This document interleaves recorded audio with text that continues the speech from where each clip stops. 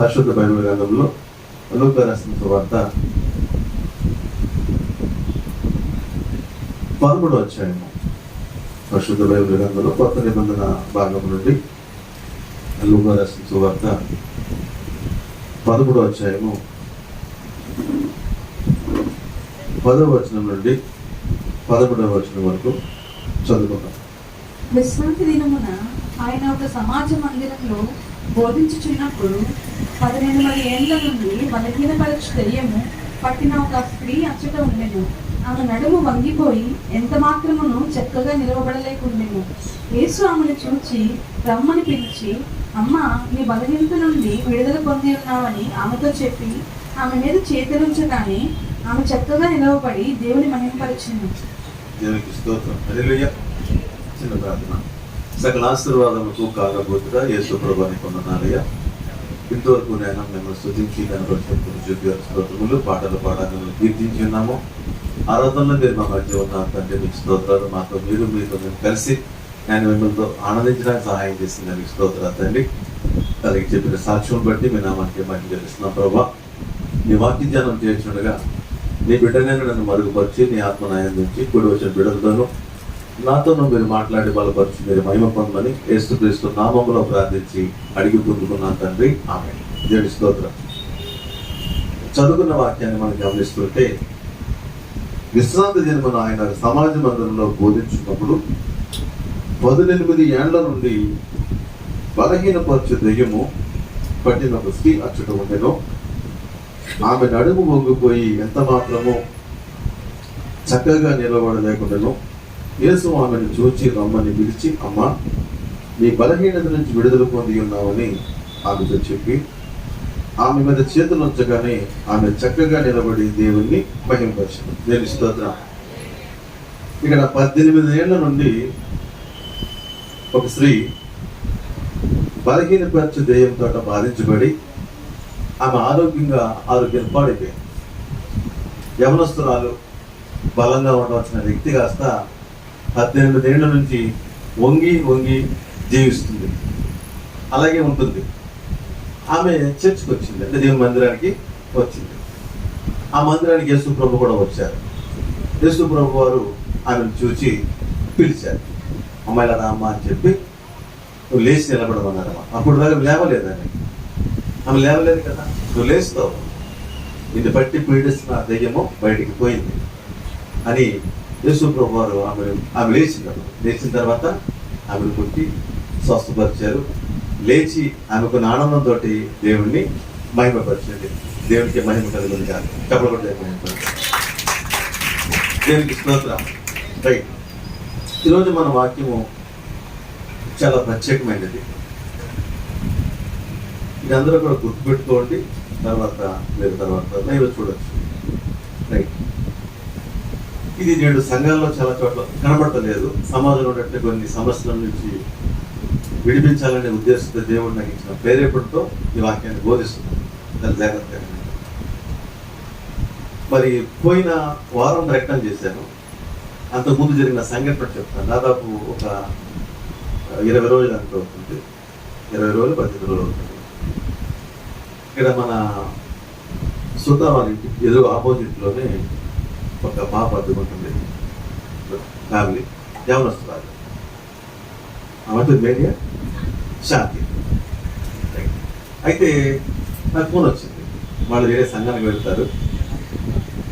ఆ సంఘ కాబట్టి గారు ఎక్కడో వేరే ఊరు ఎక్కడికి వెళ్తాం బట్టి రాలేదు. అయితే వాళ్ళ సంఘానికి సపోర్ట్ ఉన్నటువంటి వేరే భాష గారికి ఫోన్ చేశారు. మోసపర్ గారు ఆయన ఎక్కడో ఉండి రావడం లేట్ అయినట్టు ఉంది. మొత్తం మీద నాకు ఫోన్ వచ్చింది. పాస్టర్ గారు వీళ్ళరండి లోన్కి వచ్చాడు. అమ్మ లోన్ ఖాళీ ఉన్నారు. రైట్.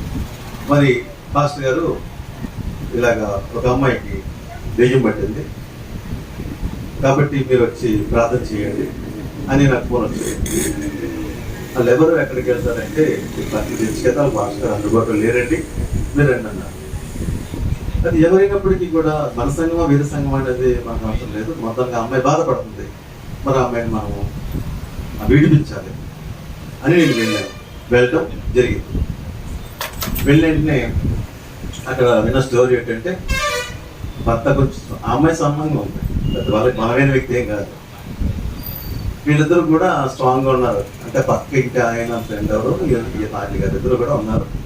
దాదాపు ఒక చాలా టైం నుంచి పోరాటం జరుగుతుంది. ఆ అమ్మాయి ఇద్దరిని కూడా వేస్తుంది, ఇద్దరిని కూడా గెంటేస్తుంది ఆ చెప్పిన మాట్లాడి. నాకు ఫోన్ వచ్చిందమ్మా, వెళ్ళిన తర్వాత వెంటనే తన మీద చేయించి ప్రార్థన చేయగానే కింద పడిపోయి క్లియర్ అయిపోయాడు. ఏసు రక్తమే జయించి చెప్పమని చెప్పింది. చక్కగా ప్రశాంతంగా ఉంది, అంత కూల్గా ఉంది. పాస్టర్ గారు మేము చాలా భయపడ్డామండి, మమ్మల్ని ఇద్దరినీ కూడా కంట్రోల్ చేయలేకపోయాము, ఇంత పెద్ద మనుషులు ఉన్నాం మేము కంట్రోల్ చేయలేకపోయాము. అసలు నిల్లు అయిపోయింది, ఏమీ లేదు, మొత్తం డౌన్ అయిపోయింది. అలాంటి టైంలో వెళ్ళిపోయిందిరమ్మా. మరి ఎత్తానంటే లేదు పాస్టర్ గారు, మాకు గుమ్మాలు కూడా కొంచెం రాసేయండి కబుర్లోని అన్నా. సరే గుమ్మాలు రాస్తానని నేను బయటకు వస్తున్నాను. ఈ లోపల వాళ్ళ హస్బెండ్ పక్కతను అంటాడు, ఇలా మొక్కలా కింద కొంగిపోయి తొంగి చూసి కళ్ళల్లో ఏదో ఉందండి అంటాడు. ఇంకా మాకు ఏదో కనబడదు, లేకపోతే నా భయం ఉంది కదలకి. ఆ భయంతో వెళ్ళాము, ఇంకా ఏదో ఉందండి అని చెప్పి మళ్ళా పాస్టర్ గారు వెళ్ళిపోవడం ఇంకా ఉందని అంటుంది. అంటే ఇప్పుడు మళ్ళీ స్టార్ట్ అయింది. ఇలా మన ఎలా ఉందండి, ఇలా అవిశ్వాసము అజ్ఞానం మళ్ళా వెనక్కి వెళ్ళిన తర్వాత మనకి తీసుకొచ్చారు. సరే అక్కడి నుంచి మన పోరాటం స్టార్ట్ అయింది. ఇంక చూసుకోండి, మొదటిసారి అయితే తక్కువ పడిపోయింది. నేను అక్కడి నుంచి అంటుంది నేను వెళ్ళనంటాను, నువ్వు వెళ్ళకపోతే నేను వెళ్ళను.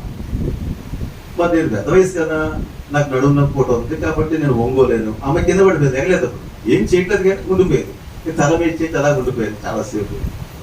ఎంతసేపు రాత్రి చేస్తున్నా నేను వెళ్ళను అంటాను. సరే నువ్వు వెళ్ళిదాకా ఎక్కడ ఉంటాను నేను, సరే నాకు కుర్చీ పట్టుకొచ్చారు, నేను కుర్చీ వేసుకుని అలా చుట్టూ కూర్చున్నాను. ఎంతసేపు అయినా వెళ్ళను అంటే, ఎంతసేపు నేను వెళ్ళను, నిన్ను పంపించేదా నేను ఇక్కడ ఉంటాను అంటే. తర్వాత మళ్ళీ మోసాలు వచ్చారు, ఎదురుగా ప్రార్థన చేస్తాం, మొత్తం మీద విడిపోయింది. అమ్మాయి శాంతి ప్రశాంతం అయిపోయింది, దేవుని స్తోత్రం. ఇది అమ్మాయి పాస్టర్ గారు అమ్మాయి తర్వాత తెలిసింది. సరే ఇది జరిగిన తర్వాత నేను స్టడీ చేస్తున్నాను వాక్యాన్ని. అసలు దెయ్యాలు ఏంటి దీని గురించి తెలుసుకోవాలి. దెయ్యాలు ఉన్నాయా లేవా, ఇది ఈరోజు మన వాక్య ధ్యానం. ఉంటే ఏంటి, ఇవన్నీ కూడా పొలంకషంగా తెలుసుకోవాలని. ఇది జరిగిన నాటి నా హృదయంలో భద్రం. ఇది ఫస్ట్ టైం కాదు, నాకు చాలా జరిగినాయి. ఒకసారి ఏసర్ గారు పెట్టిన దాదాపు 98 సంవత్సరంలో ఒక ఉప్పాడి నుంచి ఒక బలంగా దురాత్మడుతున్న ఒక వేడి వచ్చేసి చాలా అడవాడు చేసేస్తుంది. ఏసన్ గారు అంత బేగా రారు కదా, ఎందుకంటే ఆయన జనము ఒక చుట్టూ కర్రలు కట్టేసి ఉంటాయి. ఈ కర్రలు కట్టేసిన జనాలకి ఎలా జనం వెళ్ళాలి, ఓల్డ్ జనం పోగొడిపోయినారు. ఈ అమ్మాయిని ఆయన దగ్గర తీసుకెళ్తామంటే ఈ అమ్మాయి వెళ్తే కదా, ఎంతమంది అదాము 6-7 అమ్మాయిని కంట్రోల్ చేయలేకపోతున్నారు. అమ్మాయి ఆ రోజు చేస్తే వచ్చటం ఆనందపడుతూ ఉంటారు 97 సంవత్సరంలో కంట్రోల్ చేయలేకపోతున్నారు. నేను అప్పట్లో ఊరికే ఉపవాసం ఉండేవాడి, కారణం ఉండేది కాదు. ఊరికే ఎందుకు ఉన్నామంటే ఊరికే ఉన్నాను ఇవ్వండి. సరే మొత్తానికి ఆ రోజు ఏం జరిగిందంటే ఉప్పాడి నుంచి ఆర్డర్ అయింది. ఆవిడ బాబు ఉన్నట్టున్న బాబు, ఇంక చూసుకోండి ఇవి ఊగిపోతుంది, ఇంకెవ్వరు కంట్రోల్ చేయలేకపోతున్నారు. దేవుడు నన్ను ప్రేరేపించి వీళ్ళు ప్రార్థన చేయాలి. వెంటనే ఆ ప్రార్థన చేయక తక్కువ పడిపోయి నార్మల్ పొజిషన్కి వచ్చిన అంతా బాగుంది. So happy. మళ్ళీ పిల్లల్ని ఎత్తుకుంది, వాళ్ళు చక్కగా వెళ్ళిపోయారు. అయిపోయింది. అది మొదటి అనుభవం. ఫస్ట్ నా యొక్క ఆత్మీయ జీవితంలో మొట్టమొదటి దురాత్మలు కొట్టిన మొదటి అనుభవం. ఆ తర్వాత చాలా జరిగినాయి. ఈసారి మాత్రం దీన్ని స్టడీ చేస్తున్నాను. అసలు ఏంటంటే ఇప్పుడు నా ప్రశ్న, నా కోణం ఏంటంటే అది ఎవరిలో ఇవి వస్తున్నాయి ఏంటి అని గమనిస్తుంటే ముఖ్యంగా ఆడపిల్లల్లో ఎక్కువ వస్తున్నాయి. ఈ దెయ్యములు పట్టిన వాళ్ళని, గాలి పట్టిన వాళ్ళని, దురాత్మ పట్టిన వాళ్ళని గమనిస్తూ ఉంటే ఎక్కువ 100కి 70 మందిలో ఆడపిల్లలు ఉంటున్నాయి, 30 మంది మగపిల్లలు. ఈ ఆడపిల్లలు మగపిల్లలు ఎవరు అంటే యవనస్తులు, అందరూ యవనస్తులే.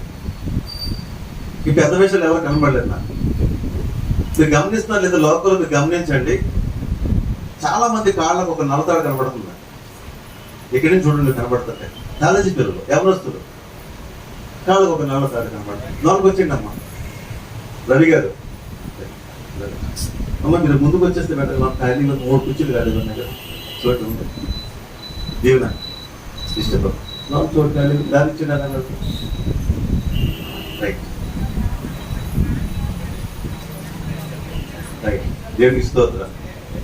హల్లెలూయా. రైట్. చాలా మంది యవన బిడ్డలు అనేది కనబడుతుంది. మీరు గమనిస్తున్నారు, కాళ్ళకు ఒక తాడు ఉంటుంది, నల్లతాడు చాలా మందిలో. సరే ఇవన్నీ నేను చెప్పట్లేదు, ఇది యవన బిడ్డలకి ఎందుకు వస్తుంది? ఇలా ఎన్నో నేను కోణాలు స్టడీ చేస్తున్నాను. ప్రతిదీ కూడా నేను దేవుడిని అడిగి తెలుసుకోవడానికి పరిశుద్ధాత్మ చెప్పండి. బైబిల్ ధ్యానం కావాలి. కాకపోతే మరి దెయ్యాలు ఉన్నాయా లేవా? లేవడానికి అవకాశం లేదు, ఎందుకంటే బైబిల్ చెప్తుంది. ఇక్కడ యేసుప్రభు వారు కూడా ఒక దెయ్యం పట్టిన వ్యక్తిని స్వస్థపరిచారు, నడుము వంగిపోయినా లేపారు. సార్ దెయ్యం ఉంది, రైట్. బైబిల్ చెప్తే మనం నమ్మాలి, బైబిల్ లేకపోతే మనం లేదని చెప్తాం. ఇవి మన అపరాధం. ఈ రకంగా దేవుడు ఉన్నాడనే వారిలో భక్తులు చాలా ఉన్నాయి. హిందూ, ముస్లిం, క్రిస్టియన్ ఇలా ఎన్నో భక్తులు. ప్రతి భక్తుల్లో కూడా దెయ్యం ఉన్నా చెప్తారు. రైట్. నాస్తికులు లేరంటారు, హేతువాదులు లేరంటారు, వాళ్ళ వాదన వాళ్ళే ఉంది. ఇప్పుడు బైబిల్ ఉన్న మనం ఉన్న వాళ్ళ పక్షం దొంగ ఎత్తున్నాం. ఇతర గ్రంథాలు పోవట్లేదు, అది నాకు అవసరం కాదు. ఇప్పుడు బైబిల్ తెలుస్తున్న మనం ఇది ఎంతవరకు రైట్, ఏది కరెక్ట్ అనేది నేను దీన్ని స్టడీ చేస్తున్నాను. ఆ కోణంలో ఈరోజు చెప్తున్నాను మనం. నేను స్తోత్రం. అసలు దెయ్యం అంటే ఏంటి, ఎట్లా ఉంది, ఇవన్నీ మీకు తెలియాలి. తెలియకపోతే మీరు చాలా భయంలో ఇరుక్కుంటారు, చాలా భయాల్లో బంధించబడిపోతారు. ఈరోజు దేవుడు నాకు ప్రేరేపించిన ముఖ్యమైన హెడ్లైన్స్ అని చేసి పెట్టంటే నేను మీకు చెప్తున్నాను కదండి. దేవుని బిడ్డల్లోనూ సంఘములోనూ దేవుని భయము ఉండాలి, కానీ దెయ్యము భయం ఉండకూడదు. హల్లెలూయా. అర్థమవుతుందా? దేవుని బిడ్డల్లోనూ సంఘములోనూ దేవుని భయం ఉండాలి. నేను తప్పు చేస్తే, ఈ పాపం చేస్తే దేవుడు నన్ను శిక్షిస్తాడు అనే భయం కావాలి, కానీ దెయ్యం భయం ఉండకూడదు. మరి దెయ్యం భయం ఎలాగ వచ్చిందంటే, బోధకులే బోధిస్తున్నారు దెయ్యాన్ని. అది చేస్తే దెయ్యం పట్టుకుంటుంది, ఇది చేస్తే దెయ్యం పట్టుకుంటుంది అని వీళ్ళు బోధలో ఎక్కువ శాతం దెయ్యాల గురించి చెప్తా ఉంటారు. ఎక్కువ శాతం దెయ్యాల గురించి ఎవరు చెప్తారో ఆ సంఘంలో దెయ్యాలు తిరుగుతుంటాయి. మీరు గమనించారు లేదు? ఎందుకంటే వాళ్ళకి అడుగుడినప్పుడు అయ్యే బోధలు. అసలు దెయ్యం అనే మాటకు ఒక మాట చెప్ప, దెయ్యం అంటే భయమే. మీలో ఉన్న భయమే దెయ్యం. అంటే మొదట మీకు భయాన్ని నూరు పోస్తున్నారు వీళ్ళు, భయాన్ని నూరు పోస్తున్నారు. ఆ భయం ఎప్పుడైతే నీలో పెట్టాడో దెయ్యం ఆటపడికి కనపడతాడు. కనపడటం రూపంలో కనపడదు, నీ అంతరాత్మలో ఒక భయం అనేది వస్తుంది.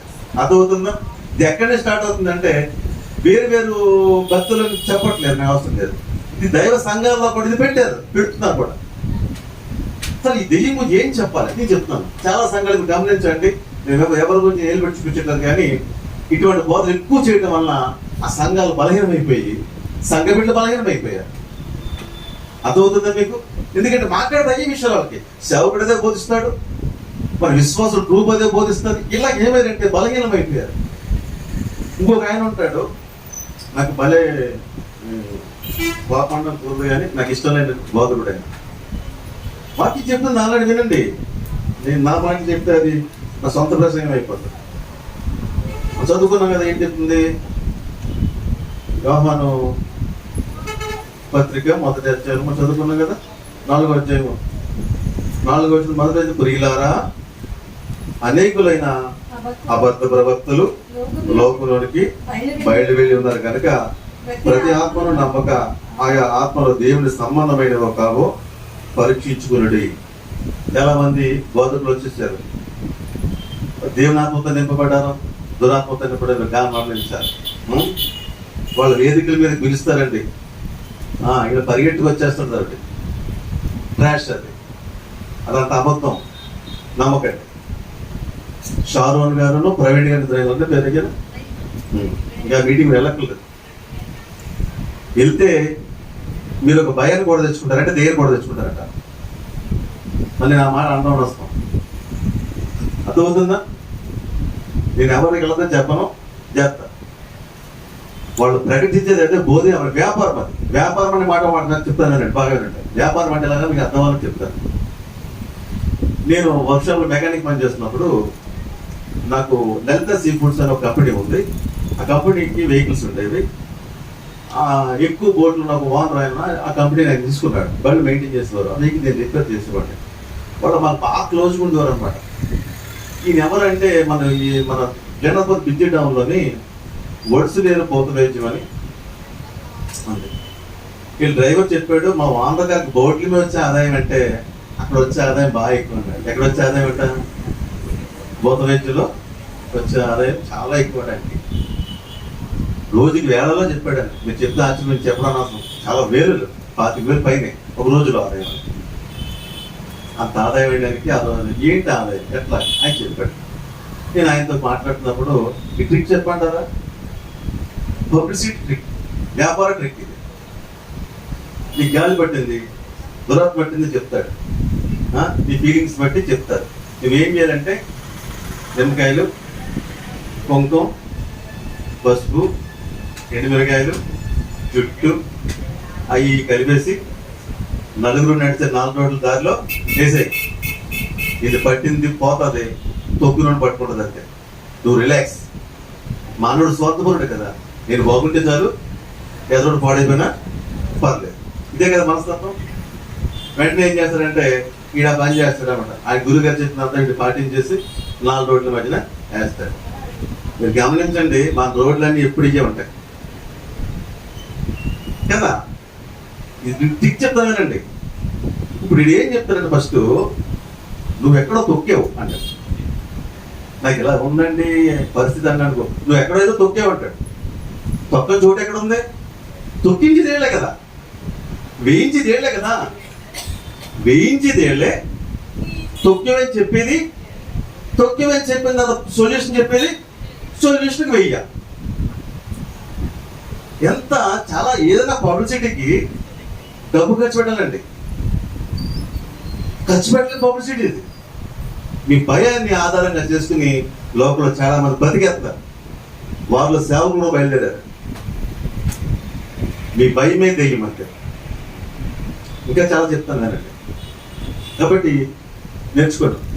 అయితే ఇలాగా కనబడుతుంది లోకం. ఎలా ఉందంటే ఇలాగే ఉంది. అర్థమవుతుందా? ఇలా చాలా మంది ఇదే ప్రవర్తన కలిగి ఉన్నారు. గుర్తుపెట్టుకోండి. ఇక నేను గమనిస్తూ ఉంటే అసలు భయం ఎలా ప్రారంభమవుతుందో చెప్తాను అండి. నా అనుభవాల్లో చెప్తాను. మేము చిన్నప్పుడు చిన్నప్పుడు 10th అయింది. మంచిగా ఇదిగా ఉంటాం కదా. అప్పుడంతా కరెంటు లైట్లు తక్కువే. కరెంటు లైట్లు తక్కువే. అమ్మ లోనికి వచ్చాను, డిస్టర్బ్ చేయకూడదు, కూర్చోండి. హల్లెలూయా. ఏమొస్తున్నాము అప్పుడు మంచి స్ట్రాంగ్గా ఉండేవాడము, బలంగా ఉండేవాడము. అయితే ఎగ్జామ్స్ చదువుకోవడానికి వెళ్ళామన్నమాట. ఎగ్జామ్స్ కదా అని చెప్పి నైట్ చదువుకోవడానికి వెళ్ళాము. అప్పుడు పెద్ద కరెంటు లైట్లు ఏమి ఉండవు కాదు.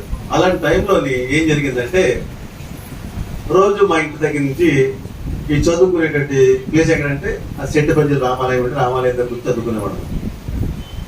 చదువు కాదు కానీ అనవసరం గౌరవం చెప్పుకోవడం, బుక్స్ వేసి ముందు కూర్చునేవాడము. రోజు అలా వచ్చి చదువుకునేవాడము. అయితే ఏం జరిగింది, రోజు ఏం జరిగింది వినండి. ఏం జరిగిందంటే ఆ గుడి దగ్గర కూర్చొని చదువుకునేవాడము. చదివే కదా ఆ పని మాకు గౌరవం చెప్పుకోవడం. అక్కడ పూర్తి చదువు కూడా చదువు పేరు కూర్చోవడం అన్నమాట. ఈ లోపలని రెడ్డి రామన్ అంటే ఒక ఆయన సెకండ్ షో సినిమా చూసి అక్కడికి వచ్చాడు. ఎక్కడికి వచ్చాడు? మేము కూర్చున్న చోటికి వచ్చాడు. రోజు మా ఇంటి కాడ నుంచి అక్కడికి వచ్చడానికి మధ్యలో ఒక దారి ఉంటుంది. దాదాపు ఇక్కడి నుంచి మనం లేక దూరం అన్నమాట డిస్టెన్స్. అలాగే వచ్చేవాడు. ఈ దారిలో వస్తున్నప్పుడు ఈ ఫస్ట్ టైం నేను అన్నాడు రెడ్డి రామన్ అతను, తమ్ముడు నువ్వు ఇదే దారిలో ఉన్నాయట్రా అన్నాడు. అవునన్నయ్య అన్నాను. ఆ దారిలో వేప చెట్టును చూసావా అన్నాడు. ఉందన్నయ్య అన్నాను. ఆ చెట్టు మీద దెయ్యం వచ్చేస్తా నీకు అన్నాడు. చెట్టు మీద నువ్వు నాకు గమనించు, చెట్టు ఊగుతుంది తప్పప్పుడు అన్నాడు. ఇది సంవత్సరాలు అదే రోడ్డు తిరిగాను, వెళ్ళాను, వచ్చాను. ఏ రోజు కూడా నాకు ఆలోచన అసలు ఏం లేదు. వీడు చెప్పాడు. చెప్పిన తర్వాత ఇప్పుడు చదువు అయిపోయింది కదా, ఇంటికి వెళ్ళాలి. దృష్టి చెట్టులో పనిచేస్తుంది. చెట్టు దగ్గర కొంచెం భయము స్టార్ట్ అయింది. దృష్టి ఊగుతుంది కదా, అంతే చిన్న ఊగింది. ఇప్పుడు నాకేమనిపించింది, ఇన్ని రోజులు లేదు నాకు ఎలా వచ్చింది భయము? భయమే దెయ్యము తెలుస్తాం. చెప్తారల్లా భయం పెట్టడానికి. ఆ భయం పెట్టే మాట మనం హృదయాలు పెట్టుకుంటాము. అది నేను దెయ్యంగా. చెట్టు ఎందుకు ఊగుతుంది చెప్పమంటారా? చెట్టు నైట్ పక్షులు అన్నీ కూడా చెట్టు మీద ఉంటాయి. వాటి నివాసమే చెట్లు. ఎక్కువ పక్షులు ఉండేది ఎక్కడ? అవి ఏం చేస్తాయి, అటు ఇటు కదులుతుంటాయి కదా నిద్రలోని, ఏదో ఒక అమ్మ ఊగుతుంది. దాన్ని చూసుకుని ఈ కథకి అవి సపోర్ట్ అన్నమాట. అర్థమవుతుందా? దీన్ని ఏమంటారంటే పూర్వకాల పెద్దలు ఏం చెప్పారంటే నైట్ టైము చెట్ల దగ్గర పడుకోకూడదు అంటారు. మన వాళ్ళు ఇంద్ర కదా, నిజం కావాలి కదా, ఎందుకు పడుకోకూడదు అంటారు. ఏళ్ళు పడుకుంటే చెట్టు మీద దెయ్యాలు ఉంటాయంట. పడుకుంటే చెట్టు మీద దెయ్యాలు ఉంటాయి. దెయ్యం ఏం చేస్తుంది, నీ పీకి నొక్కేస్తుంది, గుండ్లు బరువు అయిపోతాయి. ఇది అవునా కాదా అని చెప్పి ఈయన ఏం చేస్తాడంటే చెట్టు కింద పడుకుంటాడు. మరి కొంతమంది ఎక్స్పర్ట్ వాళ్ళు అంటారు కదా, తాత చెప్పాడు, నాన్న చెప్పాడు, మాయ చెప్పాడు, ఇది అవునా కాదని చెట్టు కిందకి వెళ్ళి పడుకుంటాడు. పడుకుంటే ఏమవుతుందంటే గొంతి బిగిసిపోతుంది, గుండ్లు పట్టేస్తాయి, గుండు బరువు అయిపోతుంది. వీడు ఏమనుకుంటాడు, నిజమేనా బాబు, పెద్ద ఆయన చెప్తే నేను వెళ్ళలేదు, నేను ఐటీలో పడుకున్నాను, నా గుండ్లు పెద్ద బరువు అయిపోయింది, నాకు పీక్ లుప్టెడ్ అయిపోయింది అంటే ఇది నిజము, 100% నిజం. ఏమిటి నిజం అంటే, వాస్తవం ఏంటంటే, రియాలిటీ ఏంటంటే ప్రతి చెట్టు కూడా పగలు ఆక్సిజన్ వదులుతుంది, రాత్రి కార్బన్ డైఆక్సైడ్ వదులుతుంది. ఆక్సిజన్ తీసుకుని కార్బన్ డైఆక్సైడ్ రిలీజ్ చేస్తుంది. పగలు ఏం చేస్తుంది అంటే కార్బన్ డైఆక్సైడ్ తీసుకుంటుంది, ఆక్సిజన్ వదులుతుంది. కాబట్టి మనిషికి 24 గంటలు ఏం కావాలి, ఆక్సిజనే కావాలి. మన నైట్ టైం చెట్టు కింద పడుకున్నాం అనుకోండి, చెట్టు మనం తీసుకునే ఆక్సిజన్ తీసుకుంటుంది. మరి ఏం రిలీజ్ చేస్తుంది, కార్బన్ డైఆక్సైడ్ రిలీజ్ చేస్తుంది. అంటే నీ ఊపిరి తీసుకోవడం ఇబ్బంది అయిపోతుంది. చెట్టు కింద పడుకుంటే ఏమవుతుందంటే అది నీవు తీసుకోవాల్సిన ఆక్సిజన్ కూడా తీసుకుంటుంది, దానికి కావాలి. అది తీసుకున్నప్పుడు ఏమవుతుందంటే నీకు ఆక్సిజన్ లేక నీ చెస్ట్, నీ ఊపిరి అన్ని టైట్ అయిపోయి భారం అయిపోతాయి. అప్పుడు నీకు ఏమనిపిస్తుంది, గుండ్లు బరువు అయిపోతాయి. ఆ తర్వాత పీకి అవుతుంది కదా.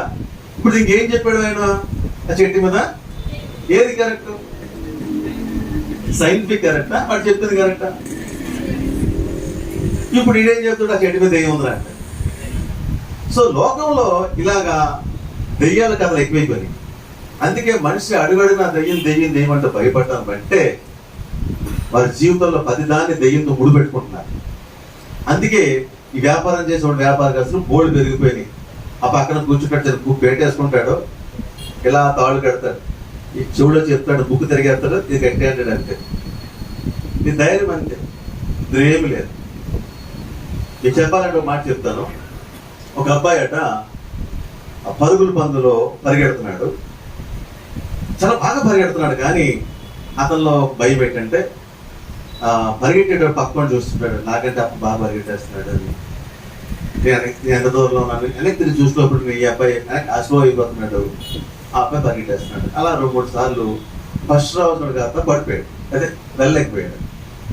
ఈ అబ్బాయి ఎలా అంటుంటే నేను పరిగెట్టలేదు, నాకు ఆ బలం లేదు, నాకు ఆ శక్తి లేదు అంటున్నాడు. అప్పుడు ఒక ఆయన ఏం చేశాడంటే, నువ్వు ఈసారి పరిగెడతావు అన్నట్ట. ఎలా పరిగెడతావు అంటే, నువ్వు పరిగెడతావు ఈసారి, నేను చెప్తున్నాను కదా, నా మాట మీద వెళ్ళు, పరిగెడతావు అంటే, నీ మాట మీద నాకు ఎలా వస్తుంది వరకు అన్నట్ట. లేదు, నేను ఒక పుల్ల మొక్కిస్తాను, ఇది చాలా పవర్ఫుల్ పుల్ల, ఇది ఎక్కడ పుల్ల కాదు, ఇది హిమాలయ కొండలను తెచ్చిన పుల్ల, సామాన్యమైన చెట్టు కాదు ఇది. ఈ ఒక్క పుల్ల మొక్క నువ్వు ఆ మొలతాడు కట్టిన జోవులో పెట్టుకుని వెళ్ళు, ఈసారి విజయము నీదే. ఇది ఎంతో మందిని గెలిపించింది, ఎంతో మంది పరుగు నువ్వు పెడతావు, కానీ పరిగెట్టించి పుల్లే. పరుగు నువ్వు పెడతావు, నీ పరుగును వేగం చేసి పరిగెట్టేది ఇది పుల్ల మొక్క.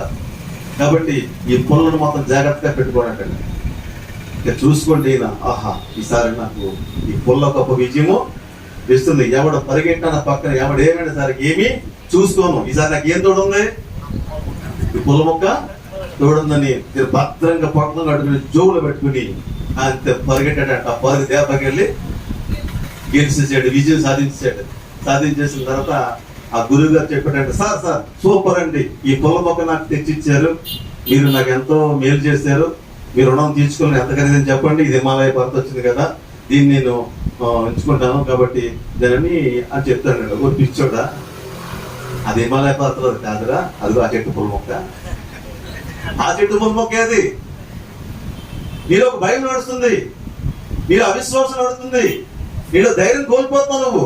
నీలో ధైర్యం ఉంది, నీలో బలం ఉంది, నీలో విశ్వాసం ఉంది, నీలో పొరగట్టే శక్తి ఉంది, కానీ ఏదో తెలియని భయం నిన్ను బలహీనని చేస్తుంది. కాబట్టి నీకు తెచ్చి ఆ పొల మొక్క ఇచ్చాను, నువ్వు దాని మీద దృష్టి పెట్టావు, నీ శక్తి నువ్వే ఉపయోగించుకున్నావు, నువ్వు పరిగెట్టావు, అంతే తేడా అన్నాడు. అప్పుడు అర్థమైంది తన శక్తి తనకి ఎంత ఉందో గుర్తించాడు. అప్పుడు తన బలం ఏంటో గుర్తించాడు. ఇలాంటి పొల మొక్కలు అక్కడక్కడ అమ్ముతూ ఉంటారు, మీరు చూస్తూ ఉంటారు. పిల్లడు పులుకు పెట్టి ఒక పొల కట్టేయటం, కట్టేసాం కదా ఇంకా తగ్గిపోతుంది, మీ ఫీలింగ్ అంతే. హల్లెలూయా. వినండి, ఇలాంటి భయాలు లోపల చాలా ఉండిపోయినాయండి. ఈ భయాలతో మనుషులు బాధ పెడుతున్నారు, భయాలతో బలహీన చేస్తున్నారు. ఈ రోజున యేసు ప్రభు వారు ఆ మందిరానికి వెళ్తే 18 ఏళ్ల నుండి ఆమె బలహీన పడిపోయి ఉందంట. బలహీనపరచు దెయ్యం అని అన్నారు. నేను చెప్తాను కూడా చెప్తాను. దెయ్యం అనే మాట పక్కన ఆత్మని రాశారు. రైట్, దాని గురించి చెప్తాను. అసలు ఈ 18 ఏళ్ళ నుంచి ఇంట్లో ఉంది కదా, 18 ఏళ్ళ నుంచి ఆ ప్రాబ్లం ఏంటి? నడువు వంగిపోయింది. నడువు వంగిపోయింది ఈమె ఎప్పుడూ తల్లిదండ్రి మధ్యన దెయ్యం చేస్తూ చేసిందా? చేసుంటే ఏం చేస్తారు? ఆ కోణంలో వెళ్తారు వాళ్ళు. అవునా? ప్రభు గుర్తించి చెప్పాడు తప్పితే ఆమె నాకు దెయ్యం పట్టింది, నాకు ఇంట్లో వాళ్ళు తీసుకొని ప్రార్థన చేయించారు. గమనించారు లేదా? బైబిల్లో కొన్ని సంఘటనలు చూస్తాము, అక్కడ తీసుకొస్తారు పాపని తీసుకొచ్చి, మా అమ్మాయి ఇలాగా దెయ్యం పట్టింది, కొంచెం చేసే బాగు చేయాలంటే బాగు చేసే సందర్భం ఉన్నాయి. అది వేరే విషయం చెప్తాను. అయితే ఇక్కడ అలా కాదు, ఆమె రాలేదు, ఆమె ఎవరు తీసుకుని రాలేదు, కానీ ఆమెను చూసి ప్రభువే చెప్పాడు. చెప్పి నువ్వు లేచి నిలబడి అమ్మాయి, నేను పట్టుకున్న అంతరాత్మ వెళ్ళిపోయింది, నువ్వు రా అని చెప్పాను. ముందు స్వస్థపడి బయటకు పెట్టాడు. అదేంటి చెప్తానంటే, అంటే ఈమెలో కొన్ని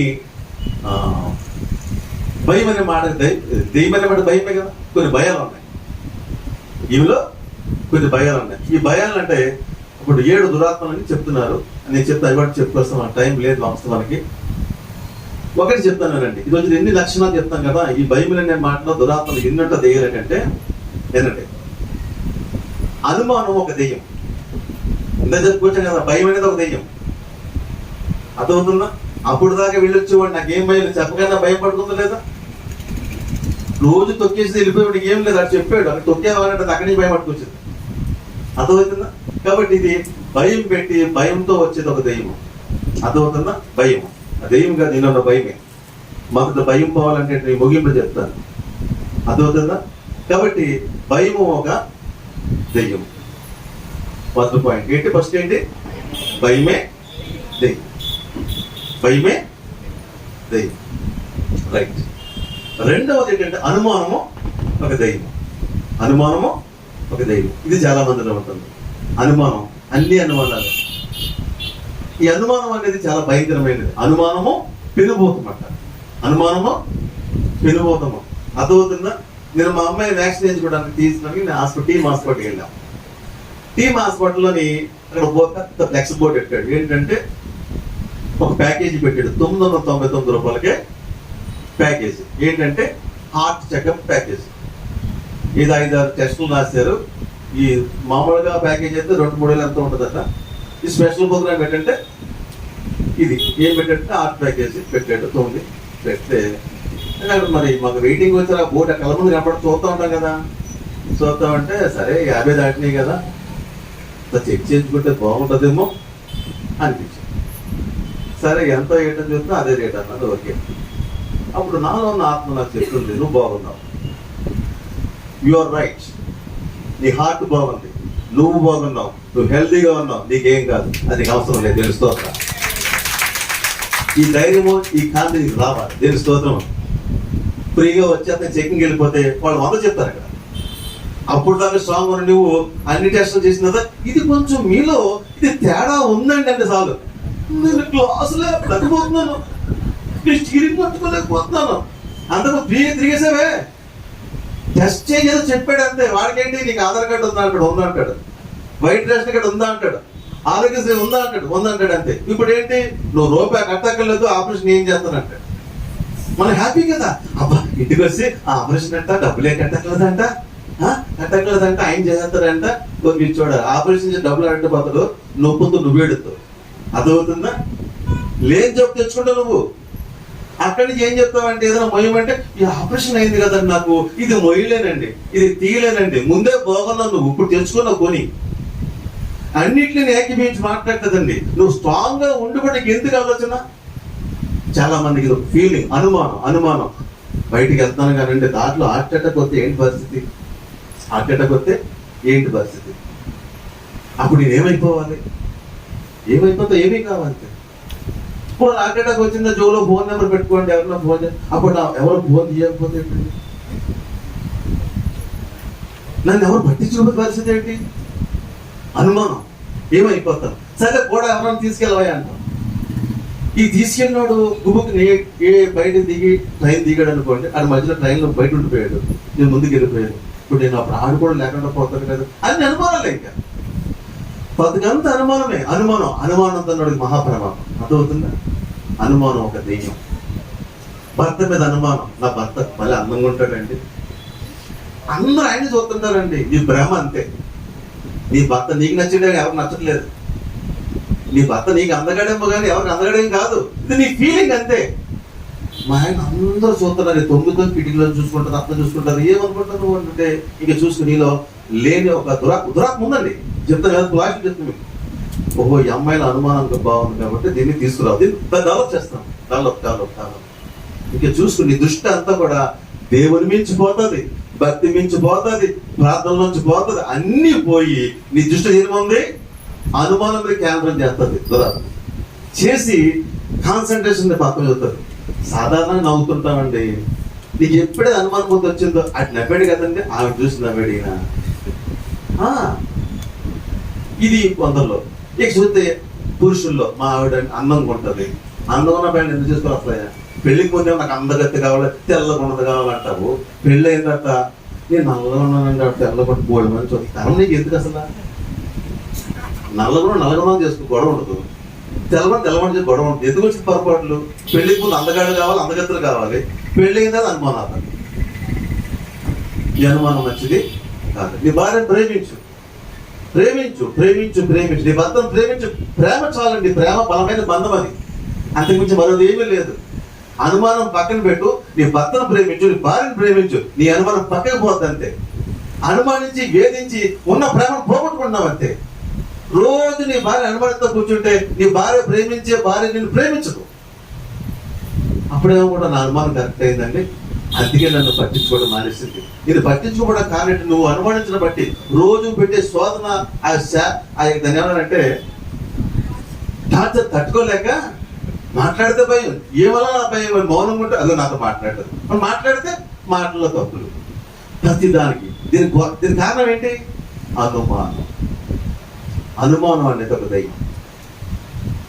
మళ్ళీ అడ్డింగ్ ఏం పెడతానంటారు, నేను చెప్తాను ముగింపు. అర్థమైందా? ఇది ఒక చాలా మందిలో ఈ భయము వాళ్ళు బతకలేకపోతారు అనమాట. వాళ్ళు టాలెంట్స్ పక్కన పెట్టేస్తారు. ఇంచేపు వీళ్ళు కనిపెట్టుకోవడం అని పని. ఎక్కడికి వెళ్తుంది, ఎవరితో మాట్లాడుతుంది, ఈసారి అతను మాట్లాడేసి ఉంటుంది. నీ లైఫ్ నీది. దేవునికి ఎంతగా భార్యనిచ్చాడు, నీ భర్తనిచ్చాడు. ఒక తప్పు ఒకరు దేవుడు చూసుకుంటాడు. దేవుడి స్తోత్రం. నువ్వు ప్రేమించు చాలంటే ఆ తాత ఆయన చూసుకుంటాడు అంతే. దేవుడి స్తోత్రం. కాబట్టి మరి అనుమానాలు ఎలా వస్తున్నాయి, ఈ భయాలు ఎలా వస్తున్నాయి? ఇక చెప్పుకుంటే చాలా ఉన్నాయండి నేను నోట్ చేసినవి. సరే, ఇది ఒక పాయింట్. 10 ఎవరంటే చాలా ఉంది, టైం మనకు లేదు.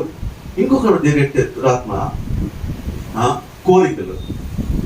ఈరోజు యవనస్తులు ఎందుకు ఇలా ఎక్కువ పడుతున్నాయి అంటే కోరికలు.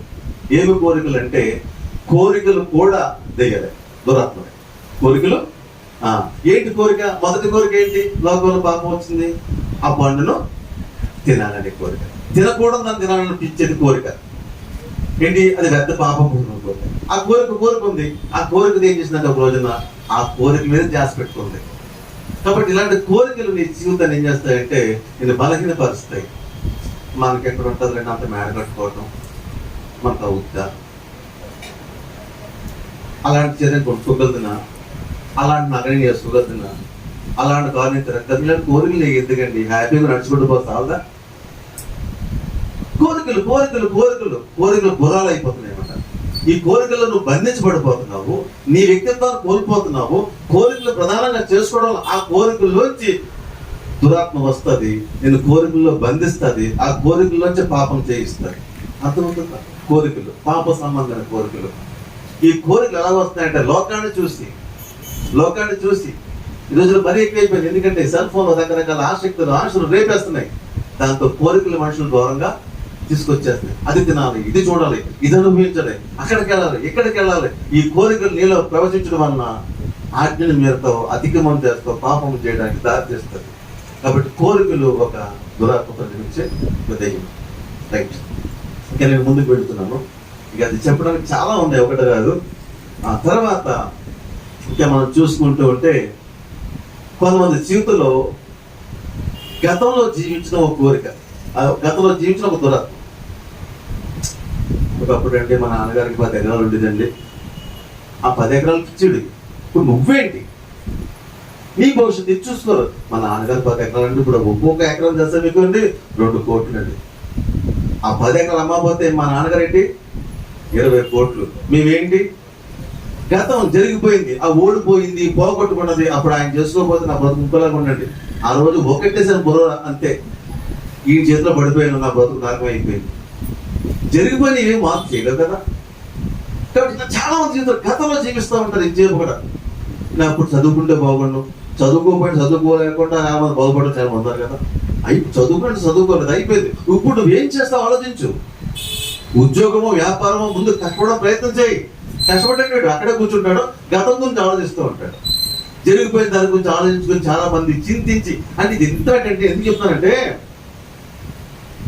ఆ నడుము వంగిపోయినటువంటి ఆ స్త్రీని ఆ దురాత్మ దెయ్యం ఏం చేసిందంట, అక్కడ ఆత్మ పక్కన బలహీన పరుచుచు అని ఏం చెప్తుంది, బలహీన పరుస్తూ ఉంటది. ఎలా బలహీనం అవుతున్నావు అంటే, నువ్వు మానసికంగా బలహీనం అయిపోతున్నావు, ఆత్మలో బలహీనం అయిపోతున్నావు, మానసికంగా బలహీనం అయిపోతున్నావు. ఈ 2 బలహీనం అయిపోతే శరీరం బలహీనం అయిపోతుంది. అర్థమవుతుందా? ఈ శరీరం ఎలా బలహీనం అవుతుందంటే, నువ్వు మానసికంగా బలహీనం అవుతుంది బట్టి. ఈ మానసికంగా ఎందుకు పడుతుంది? ఆత్మలో బలం లేకపోవడం బట్టి. ఆత్మలో స్ట్రాంగ్ గా ఉంటే మనసు స్ట్రాంగ్ గా ఉంటుంది, మనసు స్ట్రాంగ్ గా ఉంటే శరీరం స్ట్రాంగ్ గా ఉంటుంది. ఈరోజు చాలా మంది ఈ స్త్రీకి పెట్టలో చెప్తున్నాను నేను, ఈ నడువు నొప్పి రావడం చాలా మంది కారణంటే భయం. నా కుమార్తె ఏమైపోతాడు, నా కొడుకు ఏమైపోతాడో, నా భర్త ఏమైపోతాడో, లేని టెన్షన్స్, లేని భయాలు తెచ్చుకోవడం వల్ల చాలా మందికి రోజున నడువు నొప్పులు వస్తున్నాయి. ఎక్కువ శాతం కొన్ని అరిగిపోవడం బట్టి బోన్స్, అది నేను వేరే విషయం, నేను మెడికల్ గా చెప్పట్లేదు. చాలా మంది స్ట్రాంగ్ ఉన్న వాళ్ళు బలహీనంగా ఉన్న కారణం ఏంటంటే, వారి నరాల్లో బలహీనం అయిపోతారు. కారణం అంటే వారు ధైర్యాన్ని కోల్పోయారు. భవిష్యత్తు గురించి భయం. చాలా మంది గురించి చెప్పిన భవిష్యత్తు గురించి ఇది ఒకటి పాస్ట్ టెన్స్, ఏంటి జరిగిపోయింది దాని గురించి ఆలోచించుకుంటారు. ఇంకేపు జరిగిపోయింది ఎందుకు వచ్చింది అది ఉంటుందండి. ఒక్కోసారి ఆ బాధ లేదు నన్ను, దాన్ని ఇంకో రకంగా ఉపయోగించుకోవాలి. లేదు జరిగిపోయింది జ్ఞాపకం ఇది వస్తూ ఉంటారు. నాకు ఆటోదారిలో 1300 గజం స్థలం ఉండేది. ఇప్పుడు వచ్చంటారు చిన్నగా ఆ రోజు ఇచ్చుకుని ఈరోజు ఎన్ని కోట్లు ఇస్తాను మీకు అది. పోనీ అంతకంటే గొప్ప ప్రభుని తెలుసుకున్నాంటారు, అంతకంటే గొప్ప ప్రభుని తెలుసుకున్నాను అంటారు. మీకు విషయం తెలుసా, నేను చెప్తాను కదా, మీకు మళ్ళీ చెప్తాను. ఒకసారి మా అన్నయ్య అబ్బాయి షాక్ అయిపోయాడు. అన్నాను ఏదో మాట వచ్చింది అందరంలోనే, నేను ముఖేష్ అంబానీ కంటే గొప్ప ఉంటానన్నాను. ముఖేష్ అంబానీ కంటే ఎస్ నువ్వు ఇప్పుడు చెప్తానంటే, నేను స్టిల్ ఇప్పుడు చెప్తాను. ముఖేష్ అంబానీ గారు ఈ భారతదేశంలో అతిపెద్ద కోటీశ్వరుడైన, అతిపెద్ద సంపన్నుడు. ఒక రోజుకి 1,000 కోట్ల ఆదాయంతో వస్తున్నాడు. నేను ఆయనకంటే గొప్ప. ఎస్ ఆయనకంటే గొప్పండి. ఎందుకంటే నేను ప్రభువుని కలిగి ఉన్నా తెలుస్తాను. నేను చనిపోతే దేవుడు రాజ్యకి వెళ్తాను. దేవుడు స్తోత్రం. ఆయన ఎక్కడికి వెళ్తాను. ప్రార్థన చేసి విశ్వాసం శాశ్వత వర్షం ఆగిపోతుంది. ఆయన ఆపగలడా? వర్షం కురిపించగలడా? ఏమైనా చేయగలదా? ప్రభువుల దేవుడు స్తోత్రం. ఆయన చేయగలడా? నేను ముఖేష్ అంబానీ కంటే గొప్పవాడిని. దేవుడు స్తోత్రం. నువ్వు భ్రమలో ఉన్న భావం, నేను భ్రమలో నేను వాస్తవంలో ఉన్నా. దేవుడు స్తోత్రం. ఆ దేవుడు గొప్పవాడు. నేను రాసిన పాట, యేసును కలిగిన నేను తరగని సంపన్నుడాను, యేసును కలిగిన నేను తరగని సంపన్నుడాను, నా ప్రభువు కొరకు సంపాదించిన ఆత్మలే నాకు మణులే కాదా, నా ప్రభు కొరకు సంపాదించిన ఆత్మ మణులే కాదా మణులతో పొదిగి నమకుటము నా ప్రభువు నాకిచ్చు బహుమానము మణులతో పొదిగి నమకుటము నా ప్రభువు నాకిచ్చు బహుమానము యేసును కలిగిన నేను తరగని సంపన్నుడాను. హల్లెలూయా. తరగని సంపన్నుడు. ఈ బైబిల్ ఎక్కువ లేదండి. ఈ లోక ధనము పెరిగిన కొలది తరుగును నీలో మనసుకు శాంతి. ఈ లోక ధనము పెరిగిన కొలది తరుగును నీకు మనసుకు శాంతి. ధనముతో కొనలేని శాంతిని నా ప్రభువు నాకిచ్చు బహుమానము. ధనముతో కొనలేని శాంతిని నా ప్రభువు నాకిచ్చు బహుమానము. యేసును కలిగిన నేను తరగని సంపన్నుడా. హల్లెలూయా. ధనముతో కొనలేని మనశ్శాంతి మన ప్రభువు ఇష్టం చేస్తాం. ఈరోజు ముఖేష్ అంబానీ గారు ప్రసంగా పడుకోగలరా? నేను ఒంటరిగా అర్థం తిరిగేస్తాను తెలుగు 100 మంది బాడీగార్డులు కావాలి అయినా చెప్పలేము. నేను రైల్వే ప్లాట్ఫామ్ మా యాపికి పడుకుంటాను. ఆయన పడుకోమను. నేను 10 మంది యాపికి ఆయన నమ్మను. నేను విమర్శించట్లేదు. నేను చెప్తాను నేను ఇక్కడ గొప్పవాడిని తెలుస్తాను అంటే నీ సెల్ఫ్ కాన్ఫిడెన్స్ ఇలా ఉండాలి. దేవుని స్తోత్రం. అంటే యేసుతో నీకున్న విలువేంటో, యేసుతో నీకున్న బంధం పెట్టి అర్థం అవ్వాలి. అదే ప్రకటిస్తున్నాను. దేవుని స్తోత్రం. కాబట్టి గతం గురించి ఎందుకు ఎంతకాలం ఆలోచిస్తావు? అదంతా పాస్ట్ భర్తను బట్టో, భార్యను బట్టో, బిడ్డలను బట్టో, పోయిన వాటిని బట్టో చింతించడం కాదు. ప్రభువుని బట్టి ఆనందించు. దేవుని స్తోత్రం. ప్రభు ఏం చెప్తాడు? ఆనందించడి. మరలా చెప్తున్నా, ఆనందించడి. ప్రభువునందు ఎల్లప్పుడూ.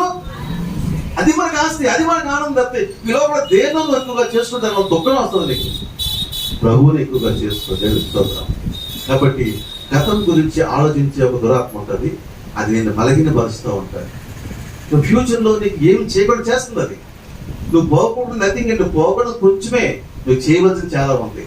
నీ భవిష్యత్తు దేవుడు గొప్పగా ఇంకా ఉంచాడు. కానీ నువ్వేం చేస్తావు? జరిగిన దాని గురించి అలా చేస్తే బాగుంది, ఇలా చేస్తే బాగుంది, అది పోగొట్టినాడు, ఇది కూడా మిస్ అయ్యాను అనుకుంటూ నువ్వేం ఈ టైంలో ఒక వాల్యుబుల్ టైం, ఒక ఆఫర్ టైం, ఒక గొప్ప టైం నువ్వు పోగొట్టుకున్నావు.